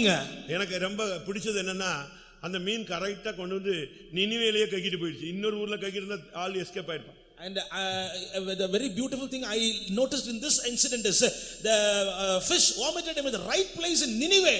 If it would have vomited in some other place, he would have got escape. உனக்கு ஒரு time இருக்கு. There is a time for you. இந்த டயத்துல நீ ஊழியத்துக்கு வரணும். At that time you must come to the ministry. அந்த டயத்துல நீ ஊழியத்துக்கு வரலனா ஒரு காலத்துல வர முடியாது. And if you don't come to the ministry and that time, you will not be able to come after that. நீ நினைச்சுக்க அடுத்த வருஷம் நான் வந்துறலாம், வரவே மாட்டேன். You will be thinking I will come in the next year, but you will not be able to come. நான் கெல்லிஸ்ல ஒரு பிரசங்கம் பண்ணும்போது அதான் சொன்னேன். And when I was preaching once in Kellis, I told this. நீ எருசலேம் போறேன்னா எருசலேம் பஸ்ல ஏறு, சீயோன் போறேன்னா சீயோன் பஸ்ல ஏறு, பஸ்ஸை மாத்தி ஏறி கண்டக்டர் படாத பாடு படுத்தாதேன்னு சொன்னேன். If you want to go to Jerusalem, climb up board the Jerusalem bus. If you want to go to Zion, board Zion bus. எருசலேம் போறவன் ஊழியத்துக்கு இங்க வந்துட்டான்னா நாங்க படாத பாடு படணும். If somebody is going to Jerusalem, when he is coming to Zion to the ministry, we will be facing much problems. சீயோன் போறவன் வீட்ல இருந்தானா அந்த குடும்பம் ஒரு வழி ஆயிடும். And the person who is going to Zion, when he is in the house, the whole house will be destroyed. நினிவேக்கு போக வேண்டிய ஆள் தர்சீசுக்கு போனான்னா கப்பல் படாத பாடுபட்டு அவன் வாங்கி வச்சிருந்த பொருள் எல்லாம் இழந்து எல்லாம் அனாதையா போயிட்டான். And the person who is about to go to Nineveh, when he is boarding to Tarshish, the people in that ship got much trouble because of it. எத்தனை பேர் இன்றைக்கு மறுபடி கரைக்கு வர விரும்புகிறீர்கள்? How many of you want to come to the shore again? அந்த கரையில வந்து கக்குச்சு அவன் மறுபடி ஊழியத்தை தொடர்ந்தான். And it came and vomited him in the shore. He started his ministry again. நாம் தப்பி கரை சேர வேண்டிய நேரம் வந்து விட்டது. The time to come out of the water has come. அப்போஸ்தலர் 27 அதிகாரம் Acts of the Apostles 27 43 44 43 44. ஒரு கப்பல் பெரிய புயல்ல சிக்கி கொண்டது. A ship got in a great உடைந்து storm. போய் விட்டது. It got broken. அந்த கப்பலின் அதிபதி சொன்னான், The captain அந்த of the ship- நூற்றுக்கு அதிபதி சொன்னான், The captain of the ship said, மாலுமி சொன்னான், and the pilot said, எல்லாரும் தப்பி கரை சேருங்க. just go and come out of the water. வாசி. நூற்றுக்கு அதிபதி பவுலை காப்பாற்ற மனதாயிருந்து அவர்களுடைய யோசனையை தடுத்து நீந்தத்தக்கவர்கள் முந்தி கடலில் விழுந்து கரையேறவும் மற்றவர்களில் சிலர் பலகைகள் மேலும் சிலர் கப்பல் துண்டுகள் மேலும் போய் கரையேறவும் கட்டளையிட்டான். இவ்விதமாய் எல்லாரும் தப்பி கரை சேர்ந்தார்கள். பிரியமானவர்களே, இந்த உலகத்தை விட்டு நாம் தப்பி பரலோகம் என்கிற கரையிலே அந்த ஷோர்ல போய் சேரணும். And we need to escape this world and we need to reach that shore that is heaven. இன்னைக்கு எத்தனை பேர் தப்பி கரை சேர விரும்புகிறீர்கள்? How many of you want to get escape out of this world and reach ஒவ்வொரு the shore? தேவனுடைய பிள்ளைகளும் தப்பி கரை சேரும்படியாக தேவன் அழைக்கிறார். The Lord is calling every child of God that you may come and reach the shore. 2 பேதுரு 2 அதிகாரம் 20 வசனம் சொல்லுகிறது.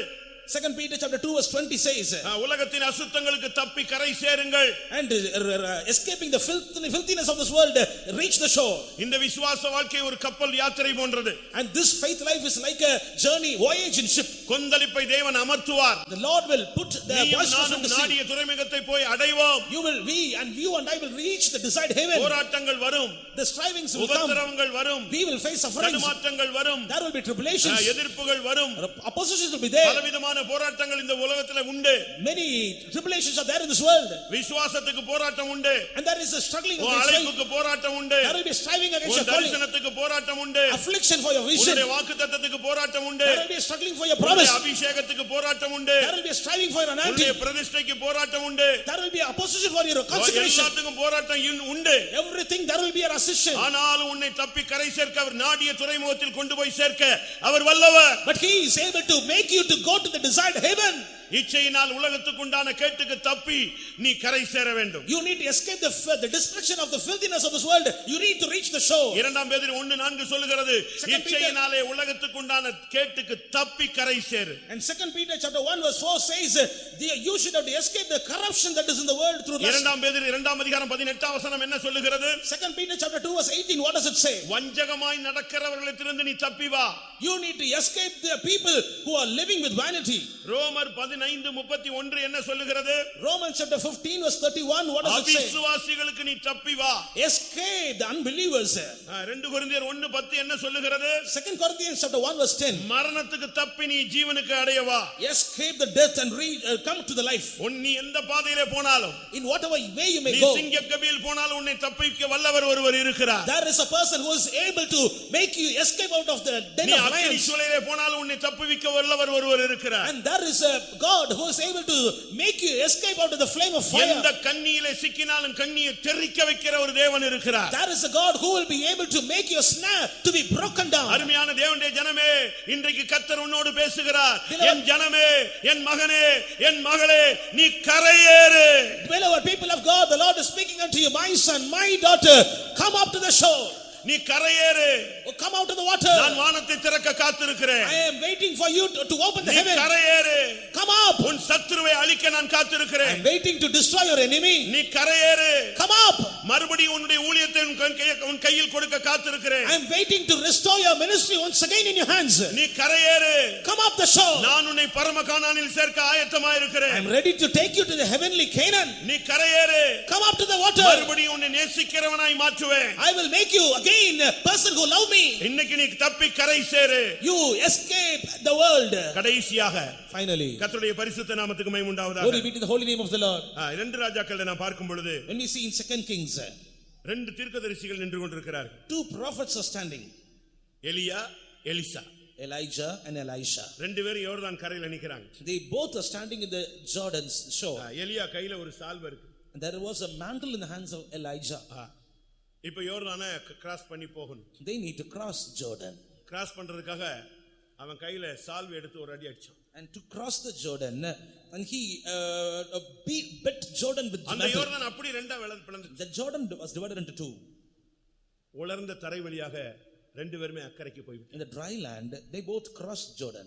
திரும்ப இவன் அந்த சால்வை எடுத்துட்டு இவன் திரும்பி வர்றான். And he took the mantle again, and he is coming back. கர்த்தருடைய பரிசுத்த நாமத்துக்கு மகிமை உண்டாவதாக. Glory be to the holy name of the Lord. இன்றைக்கு யோர்தானை நீ கடந்தால் தான் சுழல் காற்றில் ஏற முடியும். Tonight, only if you cross Jordan, you will be able to climb up the whirlwind. நீ யோர்தானை கடக்கலைனா, If you don't cross Jordan, ஒருவேளை நீ பெத்தேல கிராஸ் பண்ணிருக்கலாம், you may have crossed Bethel, கில்கால கிராஸ் you may பண்ணிருக்கலாம், have crossed Gilgal, இன்னும் எரிகோவை நீ கிராஸ் you may பண்ணிருக்கலாம். have crossed Jericho. இந்த மார்க்கத்துல வந்து பல பாதைகளை நீ வந்திருக்கலாம். After coming to this the church, you may have crossed many ways. ரெண்டு ராஜாக்கள் 2ஆம் அதிகாரம் 1ஆம் வசனத்துல பாத்தீங்கன்னா அவங்க கில்கால்ல இருந்து புறப்படுறாங்க. 2 Kings chapter 2 verse 1, they are starting from Gilgal. அடுத்து அவங்க பெத்தேலுக்கு வராங்க. Then they அதுக்கு அடுத்து came to எரிகோவுக்கு Bethel. வராங்க. After Jericho, அதுக்கு அடுத்து தான் யோர்தானை கிராஸ் பண்றாங்க. then only they are crossing Jordan. ஆமென். கில்கால கிராஸ் பண்ணும்போது நீ எடுத்துக்கொள்ளப்பட முடியாது. When you cross Gilgal, you will not be பெத்தேல கிராஸ் பண்ணும்போது நீ எடுத்துக்கொள்ளப்பட முடியாது. When you cross Bethel, you cannot be caught up. எரிகோவை கிராஸ் பண்ணும்போது நீ எடுத்துக்கொள்ளப்பட முடியாது. When you cross Jericho also, you will not be able to caught ஆனா up. எப்ப நீ யோர்தானை தாண்டி கரை ஏறுகிறாயோ அப்பொழுது ஒரு சுழல் காற்று எலியாவை எடுத்துக்கொண்டு போய். Only if you cross Jordan, then there will be a whirlwind which will take Elijah. ரெண்டு ராஜாக்கள் 2ஆம் அதிகாரம் 7, 8 வசனங்கள் வாசி. Read 2 Kings chapter 2 verses 7 and 8. தீர்க்கதரிசிகளின் புத்திரரில் 50 பேர் போய் தூரத்திலே பார்த்து கொண்டு நின்றார்கள். அவர்கள் இருவரும் யோர்தான் கரையிலே நின்றார்கள். அப்பொழுது எலியா தன் சால்வையை எடுத்து முறுக்கி தண்ணீரை அடித்தான். அது இரு பக்கமாக பிரிந்தது. அவர்கள் இருவரும் உலர்ந்த தரை வழியாய் அக்கரைக்கு போனார்கள். 11ஆம் வசனம். Read verse 11. அவர்கள் பேசிக்கொண்டு நடந்து போகையில் இதோ அக்னி ரதமும் அக்னி குதிரைகளும் அவர்கள் நடுவாக வந்து இருவரையும் பிரித்தது. எலியா சுழல் காற்றிலே பரலோகத்துக்கு ஏறி போனான். அல்லேலூயா. யோர்தானை கடந்து வந்த எலியா சுழல் காற்றிலே ஏறி பரலோகத்துக்கு ஏறி எடுத்துக்கொள்ளப்பட்டு போயிட்டு. Elijah, who crossed Jordan, went up by a whirlwind into heaven. இந்த மார்க்கத்தினுடைய நோக்கம், The purpose of this religion, நீங்க ஏதோ சத்தியம் கேட்டு போறது அல்ல. just not hearing the truth அந்த and going. எத்தியோப்பிய மந்திரியை போல நீ தொழுது விட்டு போறது அல்ல. It's not like that Ethiopian minister who worshipped God and returned back. நீ சத்தியத்துக்கு கீழ்ப்படிய வேண்டிய நேரம். It's time to obey to பாவத்தை the விட்டு truth. நீ கரையேற வேண்டிய நேரம். It's time to come out of the sin. சாபத்தை விட்டு கரையேற வேண்டிய நேரம். Time to come out of the curse. தோல்வியை விட்டு கரையேற வேண்டிய நேரம். Time to come out of the defeats. உன் சத்துருவை பார்த்து பயப்படாத, நீ கரையேறு. கர்த்தர் இன்றைக்கு நியாயம் தீர்ப்பார். Do not be afraid of your adversary. You come out, the Lord will judge him.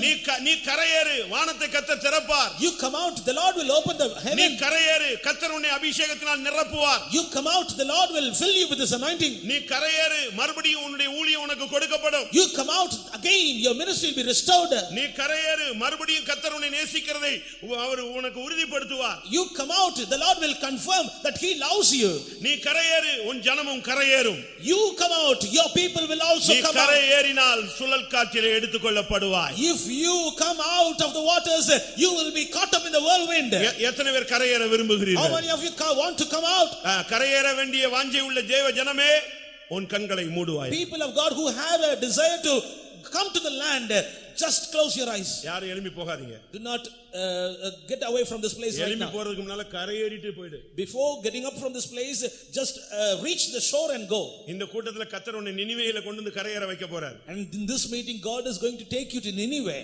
எத்தனை பேர் இன்னைக்கு கரையேற விரும்புறவங்க எல்லாம் கண்களை மூடி முழங்கால் போடுங்க. How many of you want to come out of the waters? Just stand on your knees and close your eyes. ஆமென். இன்னைக்கு ஒரு பெரும் திரள் கூட்ட ஜனத்தை கர்த்தர் கரையேற அழைக்கிறார். The Lord is calling a great multitude to come up to the shore. இன்னைக்கு நீ வெளியே வந்துட்டா போதும். It's enough. You come out. நீ வெளியே வா. Come out. ஒரு பெரிய சந்தோஷம் உன்னை நிரப்பும். A great happiness will நீ fill வெளியே you. வா. Come out. பார்வோனை முறிய அடிப்பார். God will defeat உன் கண்ணுக்கு Pharaoh. முன்னால அவனை உனக்கு விரோதிய பிரேதமா கர்த்தர் மாற்றுவார். In your eyes, the Lord will change your adversary into dead body. நீ வெளியே வா. Come out. கரையேறு.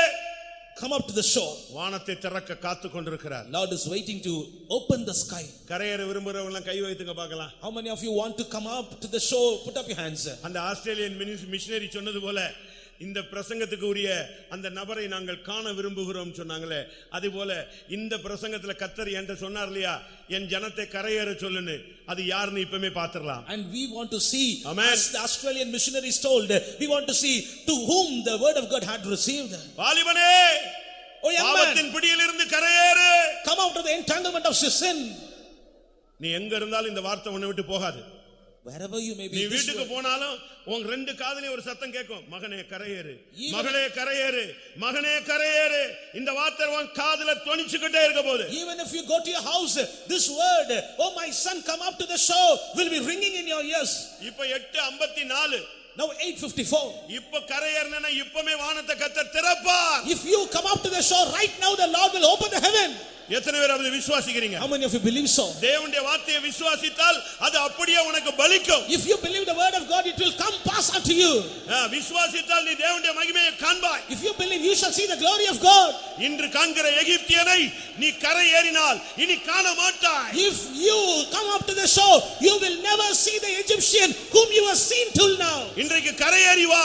Come up to the shore tonight. என் மகனே, நீ என்னை நேசிக்கிறாயா? Oh my son, do you love me? கரையேறினவர்கள் பதில் சொல்லுங்கள். Those that come up to the shore, reply. நீங்கள் கரையேறும்படியாக இப்பொழுது ஊழியர்கள் உங்களுக்காக ஜெபிக்கிறார்கள். That you may come out of the waters. The servants of God are praying for you right now. ஆமென்.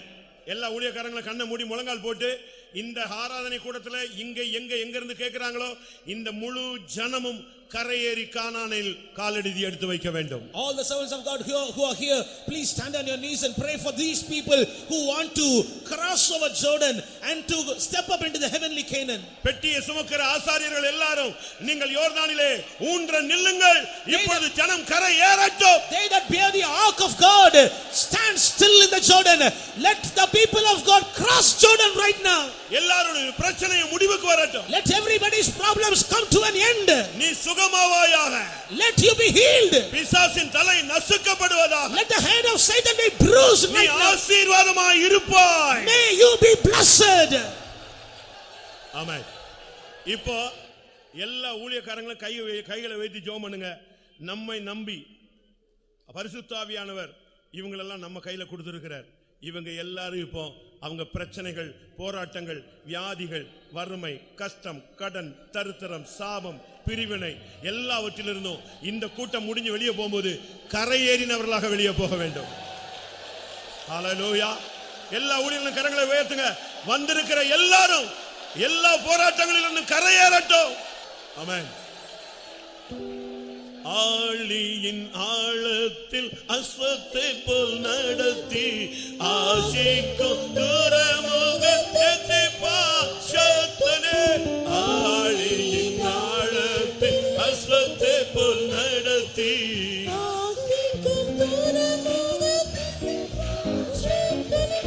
யோர்தானே நடுவில் புரோகிதரை நிறுத்தி யாத்திரையில் தைரியமும் நீ நல்கிடும் நல்ல.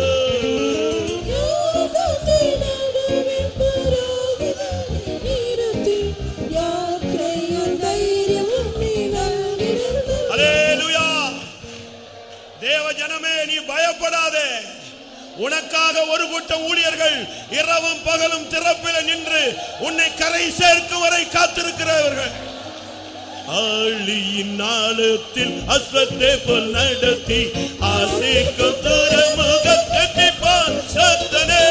ஆழியின் ஆழத்தில் அஸ்வத்தை போல் நடத்தி ஆசைக்கும் துறைமுகத்தை பாஷத்தனே.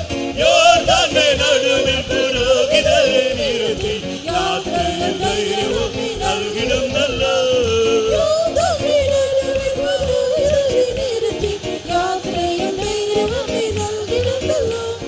ஆழியின் ஆழத்தில் அஸ்வத்தை போல் நடத்தி ஆசைக்கும் துறைமுகத்தை பாஷத்தனே.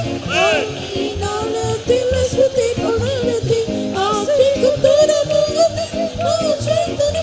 யோர்தானே நடுவில் புரோகிதரை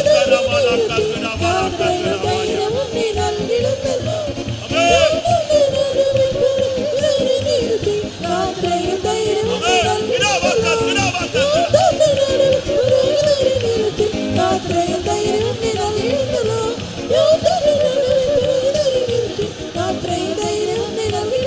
ஹல்லேலூயா. ஆமென். இயேசு மரிச்சிட்டாரு, அவர் உயிரோடு எழுந்துட்டாருன்னு சொல்றாங்க. முழு உலகமும் கேள்விக்குறியால் பார்த்து கொண்டிருக்கிறது. அடுத்து என்ன நடக்கும்னு ஒரு கேள்வி. சீடர்களுக்கு பிடிப்பு இல்லாமல் போய் மறுதலித்து மறுபடியும் மீன்பிடிக்க போய்விட்டார்கள். ஆனால் உயிர் தெழுந்த இயேசு மகிமைக்கு போகாமல் அந்த ஜனத்தை தேடி வந்து கரையிலே நின்றார். உன்னை விட்டுட்டு போகிறதுக்கு அவர் ரெடி இல்ல. இன்னைக்கு கரையில் அவர் நின்று கொண்டிருக்கிறார். என் மகனே, நீ என்னை நேசிக்கிறாயா? நீ கரைக்கு வா. நீ என்னை நேசிக்கிறாயா? என் மகளே, நீ என்னை நேசிக்கிறாயா? சொல்லுங்க, வாயை திறந்து சொல்லுங்க, ஆண்டவரே உம்மை நேசிக்கிறேன்.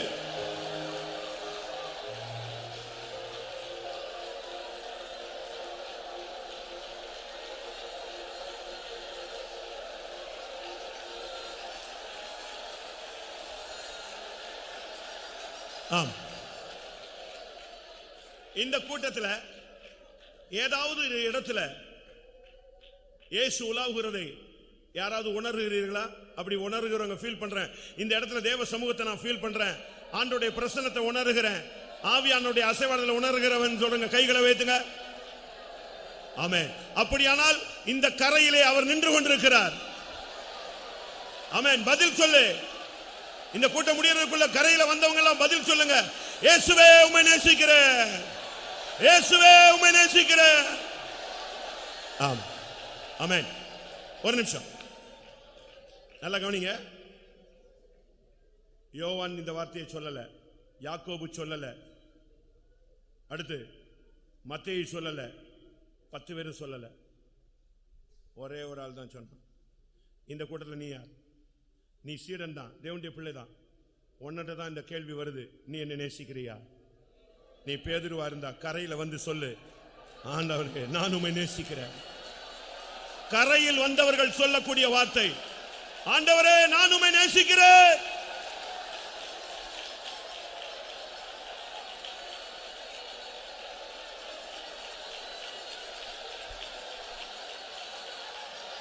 ஆமா, இயேசுவே உம்மை நேசிக்கிறேன்னு மட்டும் சொன்னா போதாது. இயேசுவே உம்மை நேசிக்கிறேன், இன்னொரு ஆளை பார்த்து நான் உன்னை நேசிக்கிறேன், அம்மாவை பார்த்து நான் உன்னை நேசிக்கிறேன், அப்படி அல்ல.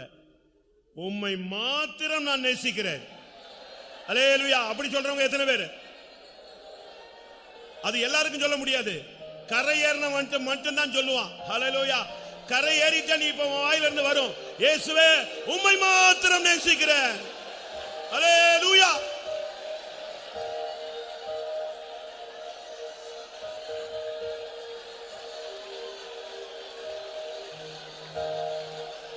சரோனின் ரோஜாவே, பள்ளத்தாக்கின் லீலியே, உம் அன்பு எத்தனையோ ஆச்சரியம். சரோனின் ரோஜாவே, பள்ளத்தாக்கின் லீலியே, உம் அன்பு எத்தனையோ ஆச்சரியம். உம்மை மாத்திரம், உம்மை மாத்திரம், அந்த வேலை முக்கியம். எல்லாரும் வாயை திறந்து சொல்லுங்க. இன்னும் சத்தமா, இன்னும் சத்தமா. அல்லேலூயா. ஒரு நிமிஷம், நான் ஒரு சீப்ல சொன்னேன், உன் ரத்தம் சத்தமிடணும். உள்ள ரத்தம் இருக்கு, ஓடிட்டு இருக்கா? இந்த ரத்தம் சத்தம் கொடுக்கணும். என்ன சத்தம் கொடுக்கணும்? நீ சத்தம் கொடுக்காத, உன் ரத்தம் கத்தணும். இயேசுவே உம்மை நேசிக்கிறேன். உன் ரத்தம் இப்ப சத்தமிடட்டும். இயேசுவே உம்மை நேசிக்கிறேன். உம்மை மாத்திரம் நான் நேசித்திடுவேன். அன்பே உம்மையே நான் நேசித்திடுவேன். உம்மை மாத்திரம் நான் நேசித்திடுவேன். அன்பே உம்மையே நான் நேசித்திடுவேன். உம்மை மாத்திரம் நான் நேசித்திடுவேன். அன்பே உம்மையே நான் நேசித்திடுவேன். உம்மை மாத்திரம் நான் நேசித்திடுவேன். அன்பே உம்மையே நான் நேசித்திடுவேன். உம்மை மாத்திரம் நான் நேசித்திடுவேன். அன்பே உம்மையே நான் நேசித்திடுவேன். உம்மை மாத்திரம் நான் நேசித்திடுவேன். அன்பே உம்மையே நான் நேசித்திடுவேன். உம்மை மாத்திரம் நான் நேசித்திடுவேன். அன்பே உம்மையே நான் நேசித்திடுவேன். உம்மை மாத்திரம் நான் நேசித்திடுவேன். அன்பே உம்மையே நான் நேசித்திடுவேன். உம்மை மாத்திரம் நான் நேசித்திடுவேன். அன்பே உம்மையே நான் நேசித்திடுவேன். உம்மை மாத்திரம் நான் நேசித்திடுவேன். அன்பே உம்மையே நான் நேசித்திடுவேன்.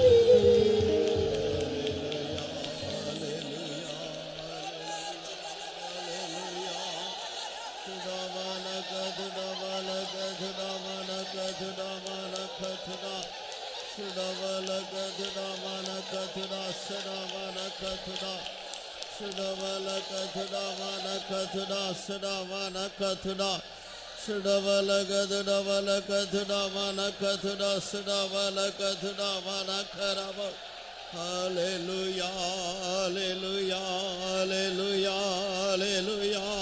அப்பா பிதாவே உமக்கு ஸ்தோத்திரம், ஸ்தோத்திரம், ஸ்தோத்திரம், ஸ்தோத்திரம்.